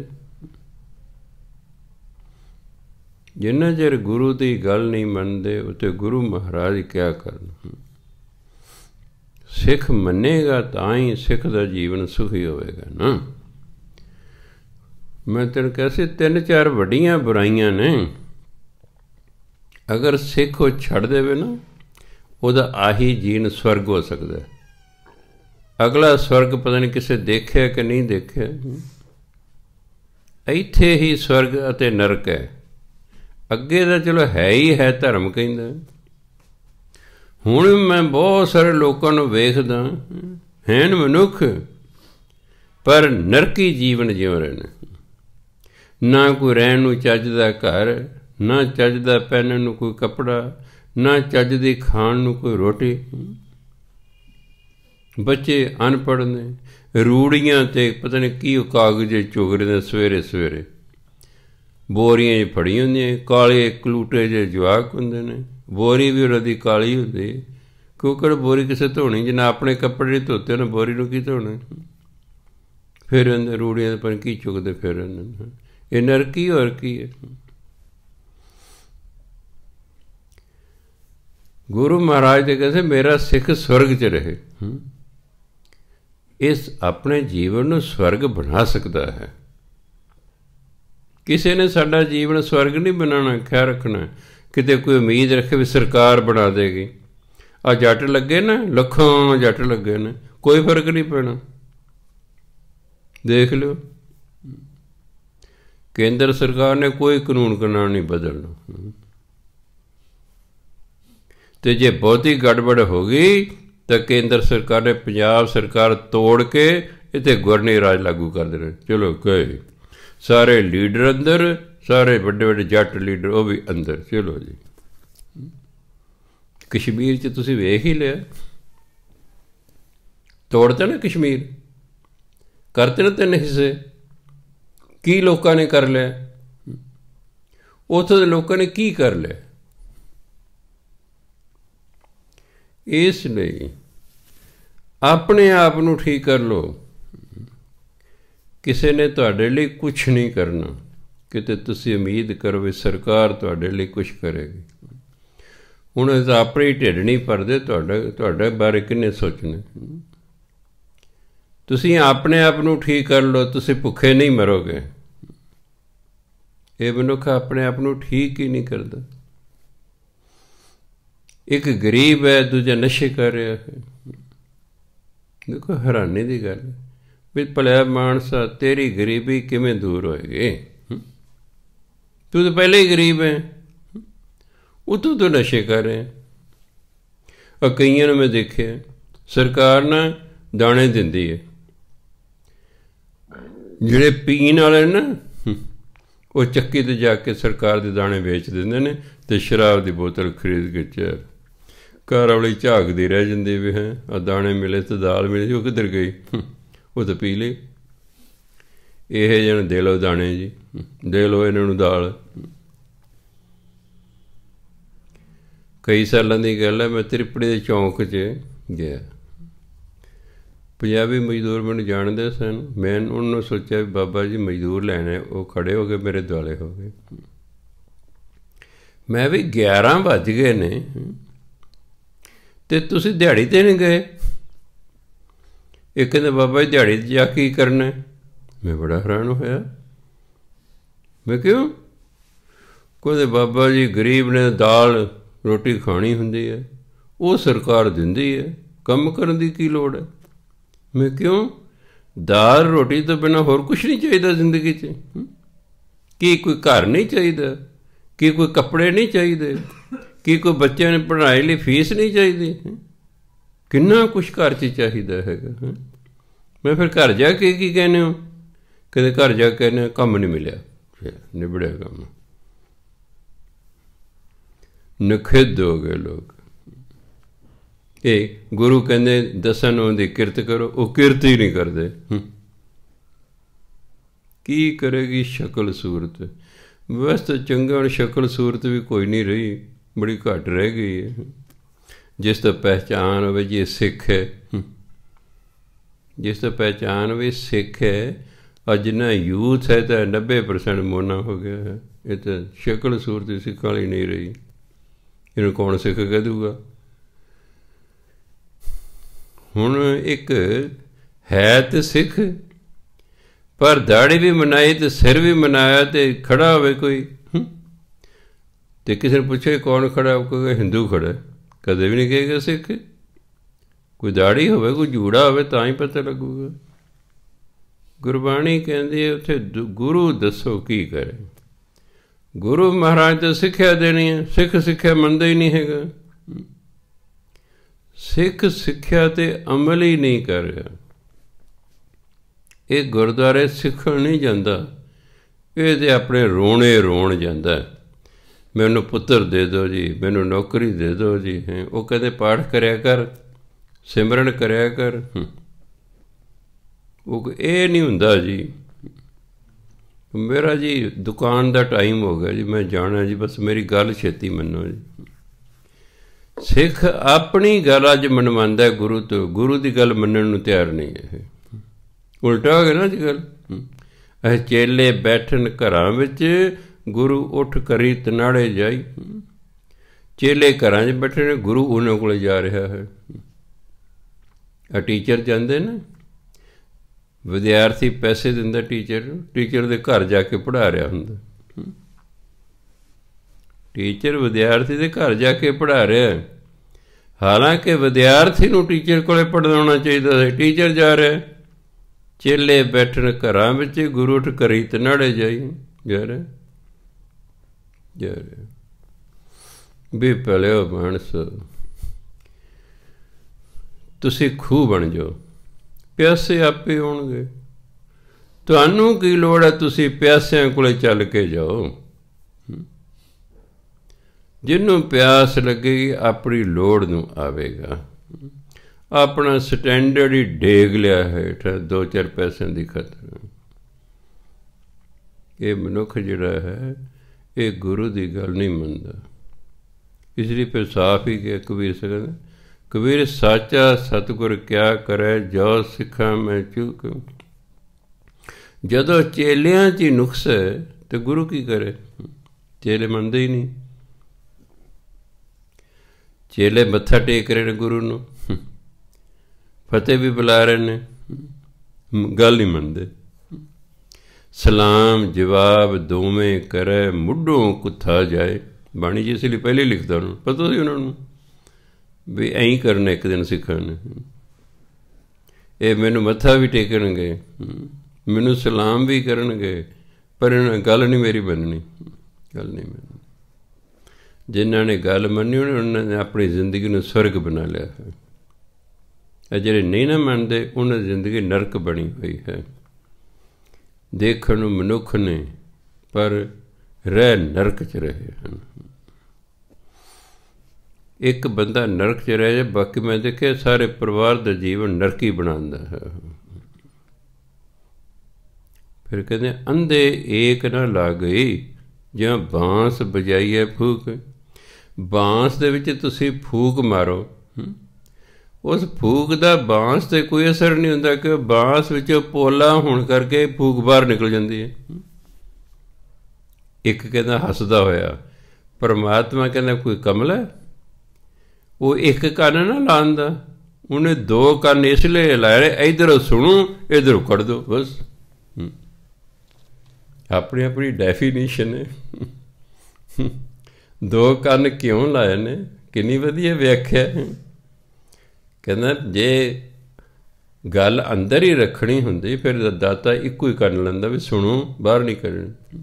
ਕਰਨ ਇਸ ਲਈ 2 ਲਾਏ ਨੇ, ਵੀ ਗੁਰੂ ਦੀ ਗੱਲ ਸੁਣੋ, ਇਸ ਕੰਨੋਂ ਸੁਣੋ, ਇੱਧਰੋਂ ਕੱਢ ਦਿਓ, ਚਲ ਜੈਸੇ ਥੇ। ਇਹ ਬਾਂਸ ਨੇ ਲੋਕ, ਮਾਰੇ ਜੋ ਫੂਕਾ ਅਸਰ ਹੀ ਕੋਈ ਨਹੀਂ ਹੁੰਦਾ। ਅੰਧੇ ਏਕ ਨਾ ਲਾਗੇ, ਅੰਧੇ ਭਾਵ ਅਗਿਆਨੀ। ਅਗਿਆਨੀਆਂ ਅਤੇ ਮੂਰਖਾਂ 'ਤੇ ਗੁਰੂ ਦੀ ਕਿਸੇ ਵੀ ਗੱਲ ਦਾ ਅਸਰ ਨਹੀਂ ਹੁੰਦਾ। ਇਹ ਤਾਂ ਕਹਿੰਦੇ ਲੋਕ ਬਾਂਸ ਨੇ, ਜਿਹਨੇ ਮਰਜ਼ੀ ਫੂਕਾ ਮਰ ਜਾਏ ਅਤੇ ਕੋਈ ਅਸਰ ਨਹੀਂ ਹੁੰਦਾ। ਬਾਂਸ ਦੀ ਤਾਂ ਉਦਾਹਰਨ ਦਿੱਤੀ ਹੈ। ਬਾਂਸ ਇੱਕ ਐਸਾ ਬੂਟਾ ਹੈ ਜਿਹੜਾ ਚੰਦਨ ਦੇ ਕੋਲ ਉੱਗ ਕੇ ਵੀ ਸੁਗੰਧੀ ਪ੍ਰਾਪਤ ਨਹੀਂ ਕਰਦਾ। ਬਾਕੀ ਸਾਰੇ ਬੂਟਿਆਂ 'ਤੇ ਚੰਦਨ ਦਾ ਅਸਰ ਹੁੰਦਾ, ਉਹ ਸੁਗੰਧਿਤ ਹੋ ਜਾਂਦੇ ਨੇ, ਪਰ ਬਾਂਸ ਅਤੇ ਚੰਦਨ ਦਾ ਕੋਈ ਅਸਰ ਨਹੀਂ ਹੁੰਦਾ। ਸੋ ਅਸੀਂ ਬਹੁਤੇ ਬਾਂਸ ਹਾਂ, ਗੁਰੂ ਦੀ ਗੱਲ ਦਾ ਸਾਡੇ 'ਤੇ ਅਸਰ ਨਹੀਂ ਹੁੰਦਾ। ਫਿਰ ਗੁਰੂ ਦਾ ਕਸੂਰ ਤੇ ਨਾ ਨਾ। ਸਤਿਗੁਰ ਕਬੀਰ ਸਾਚਾ ਸਤਿਗੁਰ ਕਿਆ ਕਰੇ, ਜੋ ਸਿੱਖਾਂ ਮੈਂ ਚੂਕ। ਗੁਰੂ ਵਿਚਾਰ ਕੀ ਕਰ ਰਿਹਾ? ਸਿੱਖਾਂ 'ਚ ਹੀ ਨੁਕਸ ਹੈ, ਮੰਨਦੇ ਹੀ ਨਹੀਂ ਗੁਰੂ ਦੀ ਗੱਲ। ਇਹ ਤਾਂ ਜਿਵੇਂ ਅਗਿਆਨੀ ਨੇ, ਆਪਣੀ ਮਰਜ਼ੀ ਕਰਦੇ ਨੇ, ਗੁਰੂ ਦੀ ਗੱਲ ਦਾ ਇਹਨਾਂ 'ਤੇ ਅਸਰ ਹੀ ਨਹੀਂ ਹੁੰਦਾ। ਜਿਵੇਂ ਫੂਕ ਮਾਰੇ ਬਾਂਸ 'ਤੇ ਕੋਈ ਅਸਰ ਨਹੀਂ ਹੁੰਦਾ। ਬਾਣੀ ਤਸੀਬ ਸਾਡੀ ਜ਼ਿੰਦਗੀ ਬਦਲੇ, ਅਸੀਂ ਨਰਕ 'ਚੋਂ ਨਿਕਲ ਕੇ ਸਵਰਗ 'ਚ ਜਾਈਏ। ਆਹੀ ਉਦੇਸ਼ ਸੀ ਵੀ ਹੇ ਇਨਸਾਨ, ਤੂੰ ਬਾਣੀ ਅਨੁਸਾਰ ਜੀਵਨ ਜਿਉਂ ਲੈ ਤੇ ਤੇਰੇ ਲਈ ਇੱਥੇ ਸਵਰਗ ਹੈ। ਜਦੋਂ ਤੂੰ ਇੱਥੇ ਸਵਰਗ 'ਚ ਹੋ ਜਾਏਗਾ, ਅੱਗੇ ਆਪੇ ਤੈਨੂੰ ਸਵਰਗ ਮਿਲ ਜਾਏਗਾ। ਲੋਕ ਸੁਖੀ ਹੈ ਪਰ ਲੋਕ ਸੋ ਲਿਖਿਆ ਕਿ ਨਹੀਂ? ਅਗਰ ਤੁਸੀਂ ਇੱਥੇ ਹੀ ਸੁਖੀ ਨਹੀਂ, ਅੱਗੇ ਕਿਹੜੇ ਸੁੱਖ ਦੀ ਉਮੀਦ ਰੱਖ ਰਹੇ ਹੋ? ਅੱਗੇ ਕਿਹੜੇ ਸੁੱਖ ਦੀ ਉਮੀਦ ਰੱਖੀ ਬੈਠਾ ਬੰਦਾ? ਇੱਥੇ ਹੀ ਸੁਖੀ ਨਹੀਂ ਹੋ, ਅੱਗੇ ਜਾ ਕੇ ਸਵਰਗ ਮਿਲੇਗਾ। ਇਹ ਸਭ ਐਵੇਂ ਨੇ। ਜਿਹਨੂੰ ਇੱਥੇ ਹੀ ਨਹੀਂ ਮਿਲਿਆ, ਉਹਨੂੰ ਅੱਗੇ ਕਿੱਥੋਂ ਸਵਰਗ ਮਿਲੇਗਾ? ਅਸੀਂ ਆਪਣੀ ਜ਼ਿੰਦਗੀ ਨੂੰ ਇੱਥੇ ਸਵਰਗ ਬਣਾਉਣਾ। ਜਿੰਨਾ ਚਿਰ ਅਸੀਂ ਇੱਥੇ ਸਵਰਗ ਨਹੀਂ ਬਣਾਉਂਦੇ, ਕਿਸੇ ਹੋਰ ਸਵਰਗ ਦੀ ਉਮੀਦ ਨਹੀਂ ਰੱਖਣੀ ਹੈਗੀ। ਗੁਰੂ ਮਹਾਰਾਜ ਕਹਿੰਦੇ ਮੇਰਾ ਸਿੱਖ ਸਵਰਗ 'ਚ ਰਹੇ, ਆਹੀ ਸੀ ਵੀ ਮੇਰਾ ਸਿੱਖ ਸਵਰਗ 'ਚ ਰਹੇ। ਸਿੱਖ ਕਹਿੰਦਾ ਨਾ ਜੀ, ਉਹ ਜੇ ਮੈਂ ਤੁਹਾਨੂੰ ਕਿਹਾ ਵੀ ਸੀ ਨਾਰਦ ਜੀ ਆਕਾਸ਼ 'ਚ ਜਾ ਰਹੇ ਨੇ, ਇੱਕ ਸੂਰ ਗੰਦੀ ਨਾਲੀ ਦੇ ਵਿੱਚ ਗੰਦ ਖਾ ਰਿਹਾ ਹੈ, ਉਹਦੇ ਕੋਲ ਹੇਠਾਂ ਉਤਰ ਕੇ ਆਏ ਨਾਰਦ ਜੀ, ਸੂਰ ਦੀ ਬੋਲੀ 'ਚ ਉਹਨੂੰ ਬੋਲਦੇ ਨੇ, ਕਿਉਂਕਿ ਜਿਹੜੇ ਬ੍ਰਹਮ ਗਿਆਨੀ ਹੁੰਦੇ ਨੇ ਸਾਰੀਆਂ ਬੋਲੀਆਂ ਜਾਣਦੇ ਹੁੰਦੇ ਨੇ। ਉਹ ਮੈਨੂੰ ਸੰਸਾਰ ਦੀਆਂ ਸਾਰੀਆਂ ਬੋਲੀਆਂ ਆਉਂਦੀਆਂ ਹੁੰਦੀਆਂ ਨੇ। ਗੁਰੂ ਨਾਨਕ ਜੀ ਕਿਹੜਾ ਕੋਈ ਫਾਰਸੀ ਅਰਬੀ ਪੜ੍ਹੀ ਸੀ, ਕਿ ਸੰਸਕ੍ਰਿਤ ਪੜ੍ਹੀ ਸੀ, ਕਿ ਹਿੰਦੀ ਪੜ੍ਹੀ ਸੀ, ਜਿੱਥੇ ਜਾਂਦੇ ਸੀ ਉਹਨਾਂ ਦੀ ਬੋਲੀ ਬੋਲਦੇ ਸਨ। ਹੁਣ ਗੁਰੂ ਨਾਨਕ ਦੇਵ ਅਰਬ ਗਏ, ਮੱਕੇ ਗਏ, ਉੱਥੇ ਤੁਹਾਡਾ ਕੀ ਮਤਲਬ ਪੰਜਾਬੀ ਸਮਝਦੇ ਸਨ, ਉਹ ਤਾਂ ਅਰਬੀ ਬੋਲਦੇ ਸਨ। ਗੁਰੂ ਮਹਾਰਾਜ ਉੱਥੇ ਅਰਬੀ 'ਚ ਉਹਨਾਂ ਨਾਲ ਗੱਲ ਕੀਤੀ, ਸਾਰੀ ਬੋਲੀ ਜਾਣ ਦਿੰਦੇ ਨੇ। ਸੂਰ ਨੂੰ ਪੁੱਛਦੇ ਨੇ, ਸੂਰ ਨੂੰ ਕਹਿੰਦੇ, ਉਹਨੂੰ ਤਰਸ ਆ ਗਿਆ ਵੀ ਯਾਰ ਕੀ ਇੱਥੇ ਆ ਗੰਦੀਆਂ ਨਾਲ ਗੰਦ ਖਾਈ ਜਾਂਦਾ ਹੈ। ਸੂਰ ਨੂੰ ਕਹਿੰਦੇ ਮੈਂ ਚੱਲਿਆ ਸਵਰਗ ਨੂੰ, ਤੈਂ ਜਾਣਾ? ਸੂਰ ਅੱਗੋਂ ਕਹਿੰਦਾ ਜੀ ਮੈਨੂੰ ਇਹ ਦੱਸੋ ਸਵਰਗ 'ਚ ਕੀ ਹੁੰਦਾ? ਕਹਿੰਦੇ ਭਾਈ ਬਹੁਤ ਸੋਹਣੀ ਥਾਂ ਹੈ, ਬਾਗ ਬਗੀਚੇ ਹੈ, ਖਾਣ ਪੀਣ ਦੀ ਉੱਥੇ ਕੋਈ ਕਮੀ ਨਹੀਂ ਹੈ। ਦੱਸੀ ਗਏ ਨਾਰਦ ਜੀ। ਸੂਰ ਕਹਿੰਦਾ ਜੀ ਮੈਨੂੰ ਇਹ ਦੱਸੋ ਸਵਰਗ 'ਚ ਗੰਦੀਆਂ ਨਾਲੀਆਂ ਹੁੰਦੀਆਂ? ਅਤੇ ਨਾਰਦ ਜੀ ਕਹਿੰਦੇ ਨਹੀਂ, ਗੰਦੀਆਂ ਨਾਲੀਆਂ ਨਹੀਂ ਹੁੰਦੀਆਂ। ਕਹਿੰਦਾ ਤਾਂ ਨਹੀਂ ਮੈਂ ਜਾਂਦਾ। ਹੁਣ ਦੱਸੋ ਗੁਰੂ ਕੀ ਕਰੇ? ਗੁਰੂ ਕਹਿੰਦਾ ਉਹ ਕਿੱਥੇ ਗੰਦੀਆਂ ਨਾਲੀਆਂ, ਨਰਕ 'ਚ ਫਿਰਦਾ, ਆ ਤੈਨੂੰ ਸਵਰਗ 'ਚ ਲੈ ਜਾ। ਕਹਿੰਦਾ ਨਾ ਜੀ, ਮੈਨੂੰ ਤਾਂ ਇਹੀ ਠੀਕ ਹੈ। ਜੇ ਮੇਰਾ ਭਰਾ ਹੱਸਿਆ ਕਰਦਾ ਸੀ, ਕਹ ਜੇ ਮੈਨੂੰ ਧਰਮਰਾਜ ਨੇ ਪੁੱਛਿਆ ਬਈ ਬੋਲ ਸਵਰਗ ਚਾਹੀਦਾ ਨਰਕ ਚਾਹੀਦਾ, ਬੋਲ ਕਿੱਥੇ ਜਾਣਾ ਤੂੰ? ਕਹਿੰਦਾ ਮੈਂ ਕਹਾਂਗਾ ਦੇਖੋ ਜੀ ਮੈਨੂੰ ਨਹੀਂ ਨਰਕ ਸਵਰਗ ਦਾ ਪਤਾ, ਜਿੱਥੇ ਮੇਰੇ ਦੋਸਤ ਗਏ ਨੇ ਬਸ ਮੈਨੂੰ ਤਾਂ ਉੱਥੇ ਭੇਜ ਦਿਓ। ਉਹ ਪੀਂਦੇ ਨੇ, ਉਹਨਾਂ ਨਾਲ ਰਲ ਕੇ ਘੁੱਟ ਘੁੱਟ ਪੀਆ ਕਰਾਂਗੇ, ਆਪਾਂ ਗੱਲਾਂ ਬਾਤਾਂ ਕਰਾਂਗੇ। ਕਹਿੰਦਾ ਮੈਨੂੰ ਨਰਕ ਸਵਰਗ ਨਾਲ ਕੋਈ ਲੈਣ ਦੇਣਾ ਨਹੀਂ। ਭਾਵੇਂ ਹੱਸਦੇ ਹੀ ਕਹਿੰਦੇ ਸਨ, ਪਰ ਕਈ ਵਾਰੀ ਅਸਲੀਅਤ ਹੁੰਦੀ ਉਹ।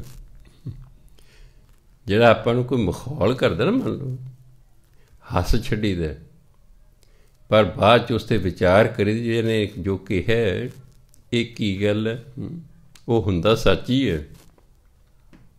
ਉਂਝ ਸੱਚ ਸਿੱਧੇ ਹੀ ਬੋਲੇ ਅਤੇ ਕੌੜਾ ਲੱਗਦਾ। Truth is bitter. ਦੇਖੋ ਬਾਈਬਲ 'ਚ ਲਿਖਿਆ ਟਰੂਥ ਇਜ਼ ਬਿਟਰ, ਸੱਚ ਕੌੜਾ ਹੁੰਦਾ। ਪਰ ਜਦੋਂ ਮਖੌਲ ਉਹ ਸੱਚ ਹੀ ਹੁੰਦਾ, ਪਰ ਮਖੌਲ 'ਚ ਕਿਹਾ ਅਗਲਾ ਵੀ ਅੱਗੋਂ ਹੱਸ ਪੈਂਦਾ, ਉਹ ਵੀ ਹੱਸ ਪੈਂਦਾ। ਪਰ ਜੇ ਤੁਸੀਂ ਬਾਅਦ 'ਚ ਵਿਚਾਰ ਕਰੋ ਨਾ ਵੀ ਜੋ ਇਹਨੇ ਮੈਨੂੰ ਮਖੌਲ ਕੀਤਾ ਸੀ ਉਹ ਹੁੰਦਾ ਸੱਚ ਹੀ ਹੈ, ਉਸ 'ਤੇ ਵਿਚਾਰ ਕਰਨੀ ਚਾਹੀਦੀ ਹੈ। ਐਵੇਂ ਹੱਸ ਕੇ ਨਹੀਂ ਗੱਲ ਟਾਲ ਦੇਣੀ ਚਾਹੀਦੀ। ਸੋ ਇਸ ਲਈ ਸਾਰੀ ਬਾਣੀ ਜੇ ਤੁਸੀਂ ਧਿਆਨ ਨਾਲ ਪੜ੍ਹੋਗੇ ਤਾਂ ਮੈਂ ਇਸ ਨਤੀਜੇ 'ਤੇ ਪਹੁੰਚਿਆ, ਜੇ ਕਿਤੇ ਬੰਦਾ ਬਾਣੀ ਨੂੰ ਮੰਨਣ ਲੱਗ ਜਾਣਾ, ਇੱਥੇ ਹੀ ਸਵਰਗ ਹੈ, ਇਸ ਧਰਤੀ 'ਤੇ ਸਵਰਗ ਹੈ, ਸਵਰਗੀ ਜੀਵਨ ਜਿਉਣਾ ਹੈ। ਅੱਗੇ ਕਹਿੰਦੇ ਕਬੀਰ ਹੈ ਗੈ ਬਾਹਨ ਸਗਨ ਘਨ, ਛਤਰਪਤੀ ਕੀ ਨਾਰ ਤਾਸ ਪਟੰਤਰ ਨਾ ਪੁਜੈ, ਹਰ ਜਨ ਕੀ ਪਨਿਹਾਰ। ਹੈ ਘੋੜਿਆਂ ਨੂੰ ਕਹਿੰਦੇ ਨੇ, ਗੈ ਹਾਥੀਆਂ ਨੂੰ ਕਹਿੰਦੇ ਨੇ, ਵਾਹਨ ਹੁੰਦਾ ਆਵਾਜਾਈ ਦੇ ਸਾਧਨ, ਜਿਹੜੇ ਵਾਹਨ ਹਿੰਦੀ 'ਚ ਅੱਜ ਕੱਲ੍ਹ ਕਹਿੰਦੇ ਨੇ। ਉਦੋਂ ਰਾਜਿਆਂ ਕੋਲ ਰਥ ਹੋਇਆ ਕਰਦੇ ਸਨ ਉਸ ਜ਼ਮਾਨੇ 'ਚ, ਘੋੜੇ ਹੁੰਦੇ ਸੀ, ਹਾਥੀ ਹੁੰਦੇ ਸੀ, ਰਥ ਹੁੰਦੇ ਸਨ। ਸਗਨ ਘਨ ਬਹੁਤ ਜ਼ਿਆਦਾ, ਛਤਰਪਤੀ ਕੀ ਨਾਰ ਵੱਡੇ ਰਾਜੇ ਦੀ ਘਰ ਵਾਲੀ ਭਵਰਾਣੀ। ਛਤਰਪਤੀ ਜਿਹੜਾ ਵੱਡਾ ਰਾਜਾ ਹੁੰਦਾ ਉਹਨੂੰ ਛਤਰਪਤੀ ਕਹਿੰਦੇ ਨੇ, ਨਾਰ ਪਤਨੀ। ਜੇ ਕੋਈ ਉਹ ਰਾਜਾ ਜਿਹਦੇ ਕੋਲ ਬਹੁਤ ਘੋੜੇ ਨੇ, ਬਹੁਤ ਹਾਥੀ ਨੇ, ਬਹੁਤ ਆਵਾਜਾਈ ਦੇ ਸਾਧਨ ਨੇ, ਜੇ ਇਹੋ ਜਿਹੇ ਰਾਜੇ ਦੀ ਘਰ ਵਾਲੀ ਵੀ ਕੋਈ ਹੋਵੇ, ਰਾਣੀ ਹੋਵੇ, ਤਾਸ ਪਟੰਤਰ ਨਾ ਪੁਜੈ ਹਰ ਜਨ ਕੀ ਪਨਿਹਾਰ। ਪਟੰਤਰ ਹੁੰਦਾ ਬਰਾਬਰ, ਹਰ ਜਨ ਪਰਮਾਤਮਾ ਜਿਹੜਾ ਭਗਤ ਹੈ। ਪਨਿਹਾਰ ਦਾ ਪਾਣੀ ਭਰਨ ਵਾਲੀ ਸੇਵਾਦਾਰ ਨਹੀਂ। ਪਰ ਜਿਹੜੇ ਪਰਮਾਤਮਾ ਦੇ ਭਗਤ ਦੀ ਸੇਵਾਦਾਰ ਨਹੀਂ ਹੁੰਦੀ ਹੈ ਨਾ, ਇਹ ਰਾਣੀ ਤੇ ਉਹਦੇ ਬਰਾਬਰ ਵੀ ਨਹੀਂ ਪਹੁੰਚ ਸਕਦੇ ਸੇਵਾਦਾਰਨੀ ਦੇ। ਕਿਉਂ? ਉਹ ਭਗਤ ਦੀ ਸੇਵਾ ਕਰਦੀ ਹੈ। ਭਗਤ ਦੀ ਸੇਵਾ ਕਰਨ ਵਾਲਾ ਫਿਰ ਆਪ ਵੀ ਭਗਤੀ ਕਰਨ ਲੱਗ ਜਾਂਦਾ ਹੈ। ਜੈਸਾ ਸੇਵੈ ਤੈਸੋ ਹੋਵੇ, ਗੁਰਬਾਣੀ ਕਹਿੰਦੀ। ਜਿਹੋ ਜਿਹੇ ਦੀ ਤੁਸੀਂ ਸੇਵਾ ਕਰਦੇ ਰਹੋਗੇ, ਕਰਦੇ ਰਹੋਗੇ, ਕਰਦੇ ਰਹੋਗੇ, ਹੌਲੀ ਹੌਲੀ ਤੁਸੀਂ ਵੀ ਉਹੋ ਜਿਹੇ ਹੋ ਜਾਵੋਗੇ। ਉਹ ਵੀ ਨਾਮ ਜਪਣ ਲੱਗ ਜਾਏਗੀ। ਅਤੇ ਨਾਮ ਜਪਣ ਵਾਲੇ ਦੀ ਕੋਈ ਰਾਜਾ ਰਾਣੀ ਨਾਮ ਜਪਣ ਵਾਲੇ ਦਾ ਮੁਕਾਬਲਾ ਨਹੀਂ ਕਰ ਸਕਦਾ, ਗੁਰਬਾਣੀ ਕਹਿੰਦੀ। ਪਰਮਾਤਮਾ ਦੀ ਨਜ਼ਰਾਂ 'ਚ ਉਹ ਪਾਣੀ ਭਰਨ ਵਾਲੀ ਨਹੀਂ, ਉਹ ਨਾਮ ਜਪਣ ਵਾਲੀ ਹੈ। ਅਤੇ ਜਿਹੜੀ ਰਾਣੀ ਹੈ ਉਹ ਨਾਮ ਨਹੀਂ ਜਪਦੀ, ਇਸ ਲਈ ਰਾਣੀ ਉਸ ਸੇਵਾਦਾਰਨੀ ਦੇ ਬਰਾਬਰ ਨਹੀਂ ਪਹੁੰਚ ਸਕਦੀ। ਹੁਣ ਅੱਗੇ ਕਹਿੰਦੇ ਵੀ ਕਿਉਂ ਨਹੀਂ ਪਹੁੰਚ ਸਕਦੀ? ਕਬੀਰ ਨ੍ਰਿਪ ਨਾਰੀ ਕਿਉਂ ਨਿੰਦੀਐ, ਕਿਉਂ ਹਰ ਚੇਰੀ ਕੋ ਮਾਨ, ਉਹ ਮਾਂਗ ਸਵਾਰੈ ਬਿਖੈ ਕੋ, ਉਹ ਸਿਮਰੈ ਹਰ ਨਾਮ। ਨ੍ਰਿਪ ਹਿੰਦੀ ਦਾ ਸ਼ਬਦ ਹੈ, ਰਾਜੇ ਨੂੰ ਕਹਿੰਦੇ ਨ੍ਰਿਪ। ਨਾਰੀ ਬਣੇ ਘਰ ਵਾਲੇ, ਨ੍ਰਿਪ ਨਾਰੀ ਭਾਵ ਰਾਣੀ। ਕਬੀਰ ਨ੍ਰਿਪ ਨਾਰੀ ਕਿਉਂ ਨਿੰਦੀਐ, ਕਿਉਂ ਹਰ ਚੇਰੀ ਕੋ ਮਾਨ। ਚੇਰੀ ਮਨੇ ਦਾਸੀ, ਚੇਲੀ ਜਿਹਨੂੰ ਕਹਿੰਦੇ। ਕਹਿੰਦੇ ਰਾਣੀ ਦੀ ਨਿੰਦਿਆ ਕਿਉਂ ਹੁੰਦੀ ਹੈ? ਅਤੇ ਜਿਹੜੀ ਪਰਮਾਤਮਾ ਦੀ ਦਾਸੀ ਹੈ, ਭਗਤ ਦੀ ਦਾਸੀ ਹੈ, ਉਹਨੂੰ ਆਦਰ ਮਾਣ ਕਿਉਂ ਮਿਲਦਾ? ਉਹਨੂੰ ਕਿਉਂ ਮਿਲਦਾ? ਕਾਰਨ ਤਾਂ ਕੋਈ ਹੋਏਗਾ ਨਾ। ਉਹ ਮਾਂਗ ਸਵਾਰੈ ਬਿਖੈ ਕੋ। ਰਾਣੀ ਹਾਰ ਸ਼ਿੰਗਾਰ ਕਰ ਰਹੀ ਹੈ, ਕਾਹਦੇ ਲਈ? ਭੋਗ ਵਿਲਾਸ ਲਈ। ਭੋਗ ਵਿਲਾਸ ਲਈ ਹਾਰ ਸ਼ਿੰਗਾਰ ਕਰ ਰਹੀ ਹੈ, ਨਾਮ ਨਹੀਂ ਜਪਦੇ। ਉਹ ਸਿਮਰੈ ਹਰ ਨਾਮ। ਪਰ ਜਿਹੜੀ ਪਰਮਾਤਮਾ ਦੀ ਭਗਤ ਦੀ ਦਾਸੀ ਹੈ, ਉਹ ਨਾਮ ਜਪਦੀ ਹੈ। ਇਸ ਲਈ ਨਾਮ ਜਪਣ ਵਾਲੇ ਜਿਹੜੀ ਹੈ ਪਰਮਾਤਮਾ ਦੇ ਦਰ 'ਤੇ ਰਾਣੀਆਂ ਨਾਲੋਂ ਵੀ ਵੱਧ ਆਦਰ ਮਾਣ ਹੁੰਦਾ। ਰਾਣੀਆਂ ਦਾ ਆਦਰ ਮਾਣ ਤਾਂ ਇਸ ਸੰਸਾਰ 'ਚ ਹੋਏਗਾ, ਉਹ ਵੀ ਉਹਨਾਂ ਚਿਰ ਜਿੰਨਾ ਚਿਰ ਰਾਜਾ ਹੈ। ਜਦੋਂ ਰਾਜ ਗੱਦੀ ਤੋਂ ਲੈ ਗਿਆ, ਕਿਸੇ ਨੇ ਨਹੀਂ ਪੁੱਛਣਾ।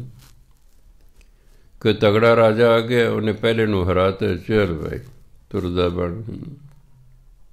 ਪਰ ਜਿਹੜਾ ਪਰਮਾਤਮਾ ਦੀ ਭਗਜਨ ਬੰਦਗੀ ਕਰਦਾ, ਉਹਦਾ ਸਤਿਕਾਰ ਤਾਂ ਸਦੀਆਂ ਤੱਕ ਰਹਿੰਦਾ। ਉਹਦਾ ਸਤਿਕਾਰ ਤਾਂ ਸਦੀਆਂ ਤੱਕ ਰਹਿੰਦਾ ਹੈ।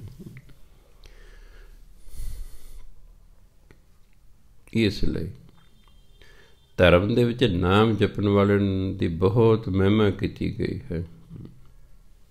ਗਰੀਬੀ ਹੈ ਭਾਵੇਂ, ਇੱਕ ਤਾਂ ਗਰੀਬੀ ਸਾਡੀ ਮੂਰਖਤਾ ਕਾਰਨ ਹੈ, ਉਹ ਗੱਲ ਹੋਰ ਹੈ।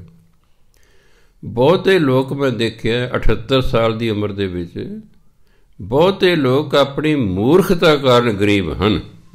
ਸ਼ੁਰੂ 'ਚੋਂ ਗਰੀਬ ਨਹੀਂ ਸਨ, ਜਦੋਂ ਪੈਦਾ ਹੋਏ ਉਹ ਗਰੀਬ ਨਹੀਂ ਸਨ।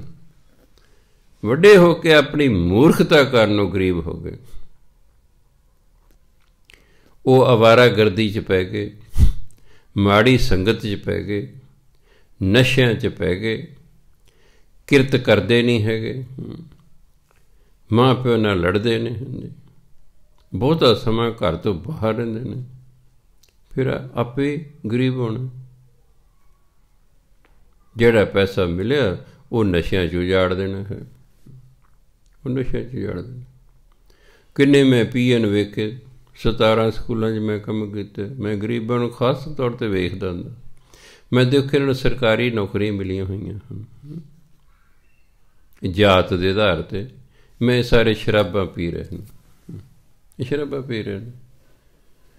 ਇਹ ਕਿਵੇਂ ਅਮੀਰ ਹੋਣਗੇ? ਇਹ ਨਹੀਂ ਮੈਂ ਅਮੀਰ ਹੋ ਸਕਦੇ। ਇਹਨਾਂ ਨੂੰ ਸੋਝੀ ਨਹੀਂ ਹੈ। ਜੇ ਸੋਝੀ ਦਿਓ, ਇਹ ਮੰਨਦੇ ਨਹੀਂ ਹੈਗੇ। ਫਿਰ ਵਾਲਾ ਕਹਿੰਦਾ ਅਸੀਂ ਜ਼ਰੂਰੀ ਇਹਨਾਂ ਨੂੰ ਕਹਿਣਾ ਆਪਣੇ ਦਫਾ ਵਾ। ਮੰਨ ਲਓ ਮੈਂ 1-2 ਵਾਰੀ ਕਿਸੇ ਨੂੰ ਸਮਝਾਉਣਾ ਕਿ ਭਾਈ ਤੇਰੀ ਗਰੀਬੀ ਇਹ ਨਸ਼ਿਆਂ ਨੁਸ਼ੇ ਕਰਕੇ ਨਹੀਂ ਦੂਰ ਹੋਣੀ। ਚੱਲ ਤੂੰ ਤਾਂ ਨਸ਼ੇ ਕੀਤੇ, ਕੁਝ ਘੰਟਿਆਂ ਲਈ ਤੈਨੂੰ ਆਪਣੀ ਗਰੀਬੀ ਦੁੱਖ ਭੁੱਲ ਗਿਆ, ਮੁੜ ਕੇ ਦੁੱਖ ਤੇ ਖੜਾ ਹੈ। ਕਿੰਨੀ ਕੁ ਦੇਰ ਨਸ਼ਾ ਰਹੇ? 3-4 ਘੰਟੇ ਰਹਿ ਉਤਰ ਜਾਏਗਾ, ਫਿਰ ਤੂੰ ਨਸ਼ਾ ਕਰੇਗਾ, ਤੇ ਇਸ ਤਰ੍ਹਾਂ ਤੂੰ ਉਜੜ ਜਾਏਗਾ।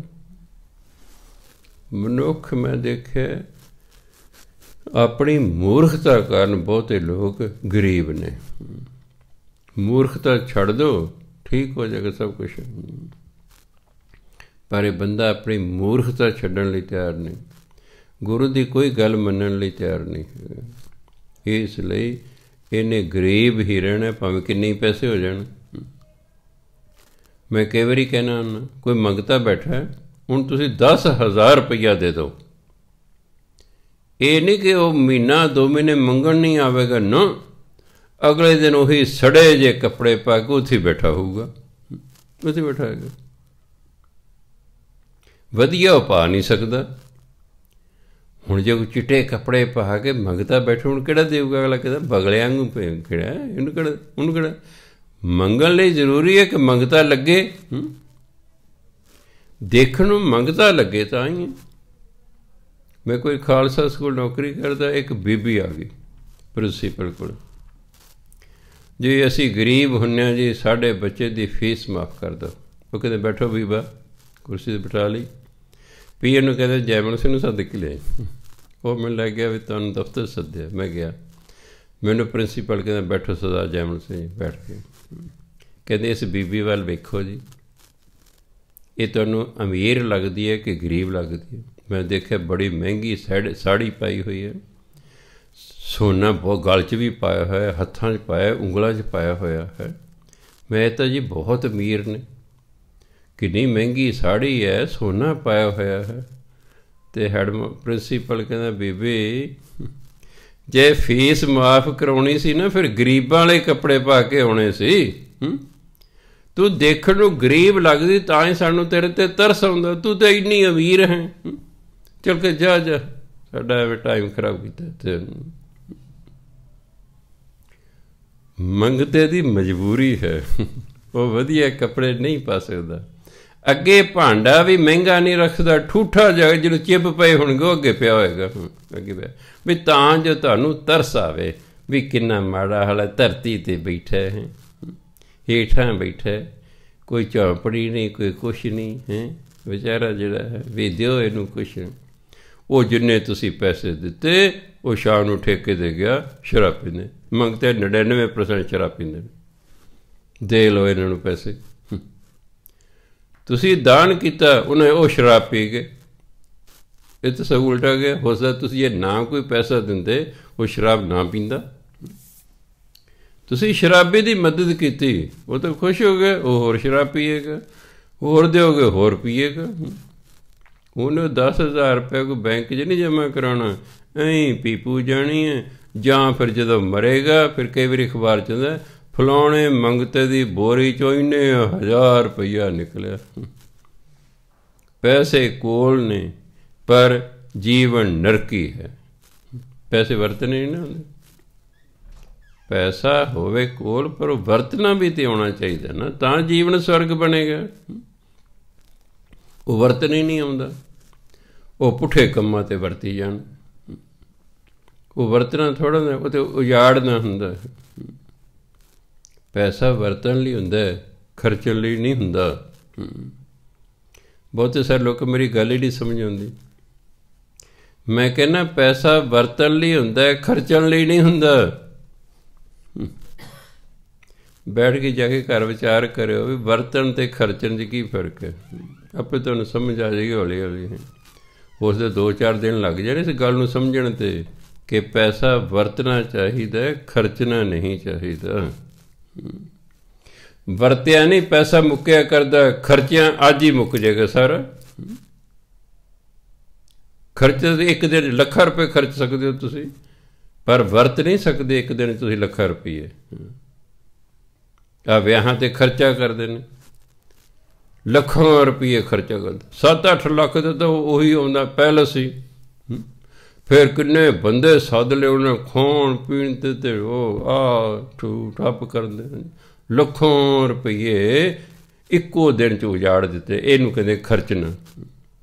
ਵਰਤਣ ਨਾਲ ਨਹੀਂ ਪੈਸਾ ਮੁੱਕਿਆ ਕਰਦਾ, ਖਰਚਣ ਨਾਲ ਇੱਕੋ ਦਿਨ 'ਚ ਮੁੱਕ ਸਕਦਾ। ਲੱਖਾਂ ਪਤੀ ਤੁਸੀਂ ਸੈਂਕੜੇ ਪਤੀ ਇੱਕੋ ਦਿਨ 'ਚ ਹੋ ਸਕਦੇ ਹੋ ਜੇ ਖਰਚੋਗੇ ਤਾਂ। ਇਸ ਲਈ ਜਦੋਂ ਪੈਸਾ ਵਰਤਣਾ ਆ ਜਾਏਗਾ ਨਾ, ਗਰੀਬੀ ਨਹੀਂ ਆਵੇਗੀ। ਮਨੁੱਖ ਖਰਚਦਾ ਹੈ। ਵਿਆਹ ਤੇ 5 ਬੰਦਿਆਂ ਨਾਲ ਵੀ ਹੋ ਜਾਂਦਾ। ਕਿੰਨੇ ਕਿਹਾ ਵੀ ਤੁਸੀਂ 150-150 200 ਬੰਦਾ ਜਾਓ ਜੀ ਹੈ, ਫਿਰ ਉਹ ਵੀ ਅੱਗੋਂ ਇਕੱਠ ਕਰਦੇ ਨੇ ਜੀ। ਫਿਰ ਪੈਸੇ ਖਰਚ ਰਹੇ ਨੇ, ਉਜਾੜ ਰਹੇ ਨੇ, ਵਰਤ ਥੋੜ੍ਹੇ ਰਹੇ ਨੇ। ਉਜਾੜ ਤਾਂ ਜਿੰਨਾ ਮਰਜ਼ੀ ਲਓ। ਆਹ ਤਾਂ ਚੰਗਾ ਸੀ, ਆਹ ਕਰੋਨੇ ਦੇ ਵਿੱਚ ਲਾਕਡਾਊਨ ਰਿਹਾ, ਬੜੇ ਸਸਤੇ ਵਿਆਹ ਹੋ ਗਏ, ਮਰਗ ਦੇ ਭੋਗ ਵੀ। ਇੱਕ ਬੀਬੀ ਅਫਸੋਸ ਕਰਦੀ ਸੀ, ਕਹਿੰਦੇ ਮੇਰੀ ਮਾਂ 2 ਦਿਨ ਲੇਟ ਮਰਦੀ ਨਾ, ਮੇਰਾ ਘੱਟ ਤੋਂ ਘੱਟ ਲੱਖ ਬਚ ਜਾਣਾ ਸੀ।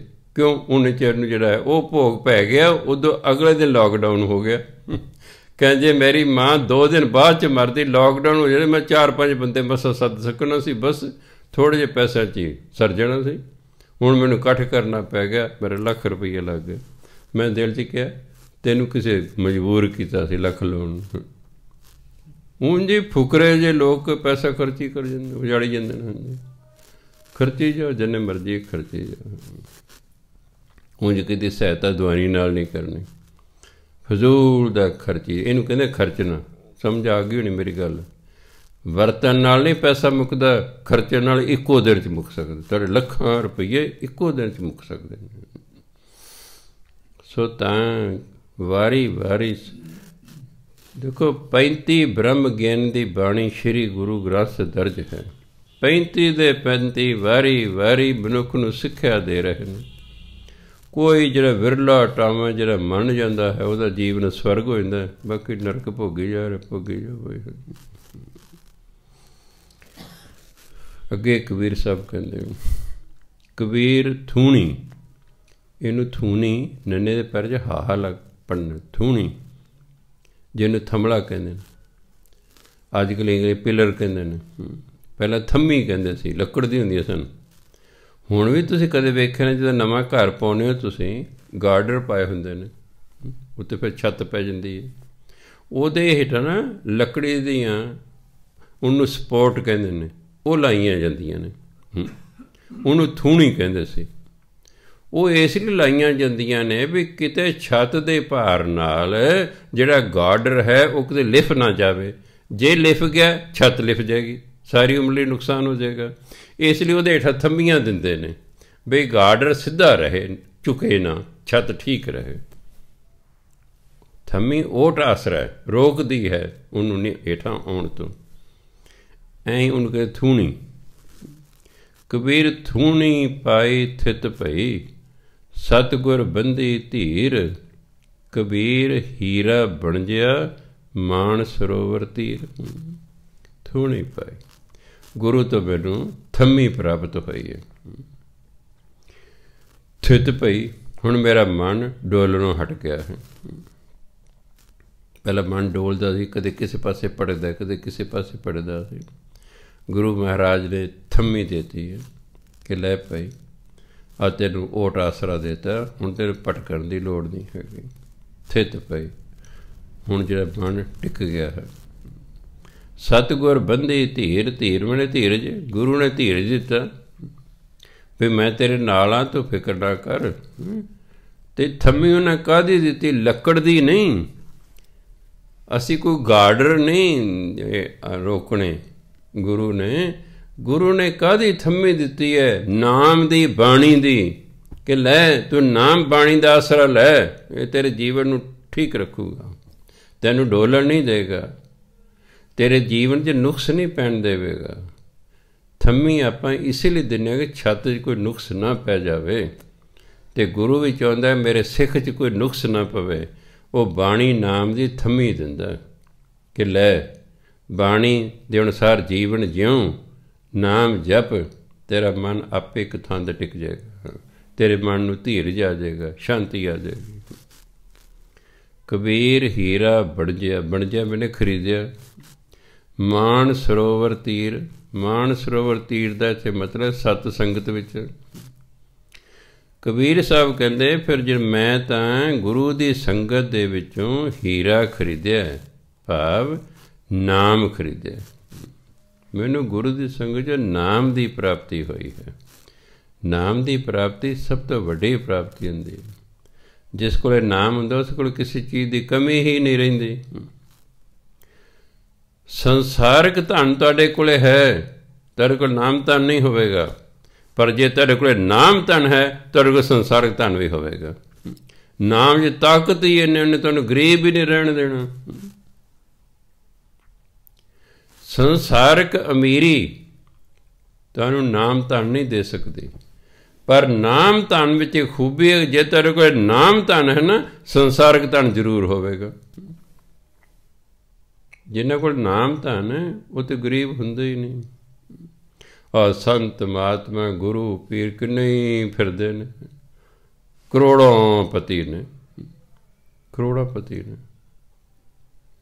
ਜਿਹੜੇ ਚੇਲੇ ਬਾਲ ਕੇ ਨੇ ਨਾ, ਉਹ ਕਮੀ ਨਹੀਂ ਕਿਸੇ ਚੀਜ਼ ਦੀ ਆਉਣ ਦਿੰਦੇ ਹਨ।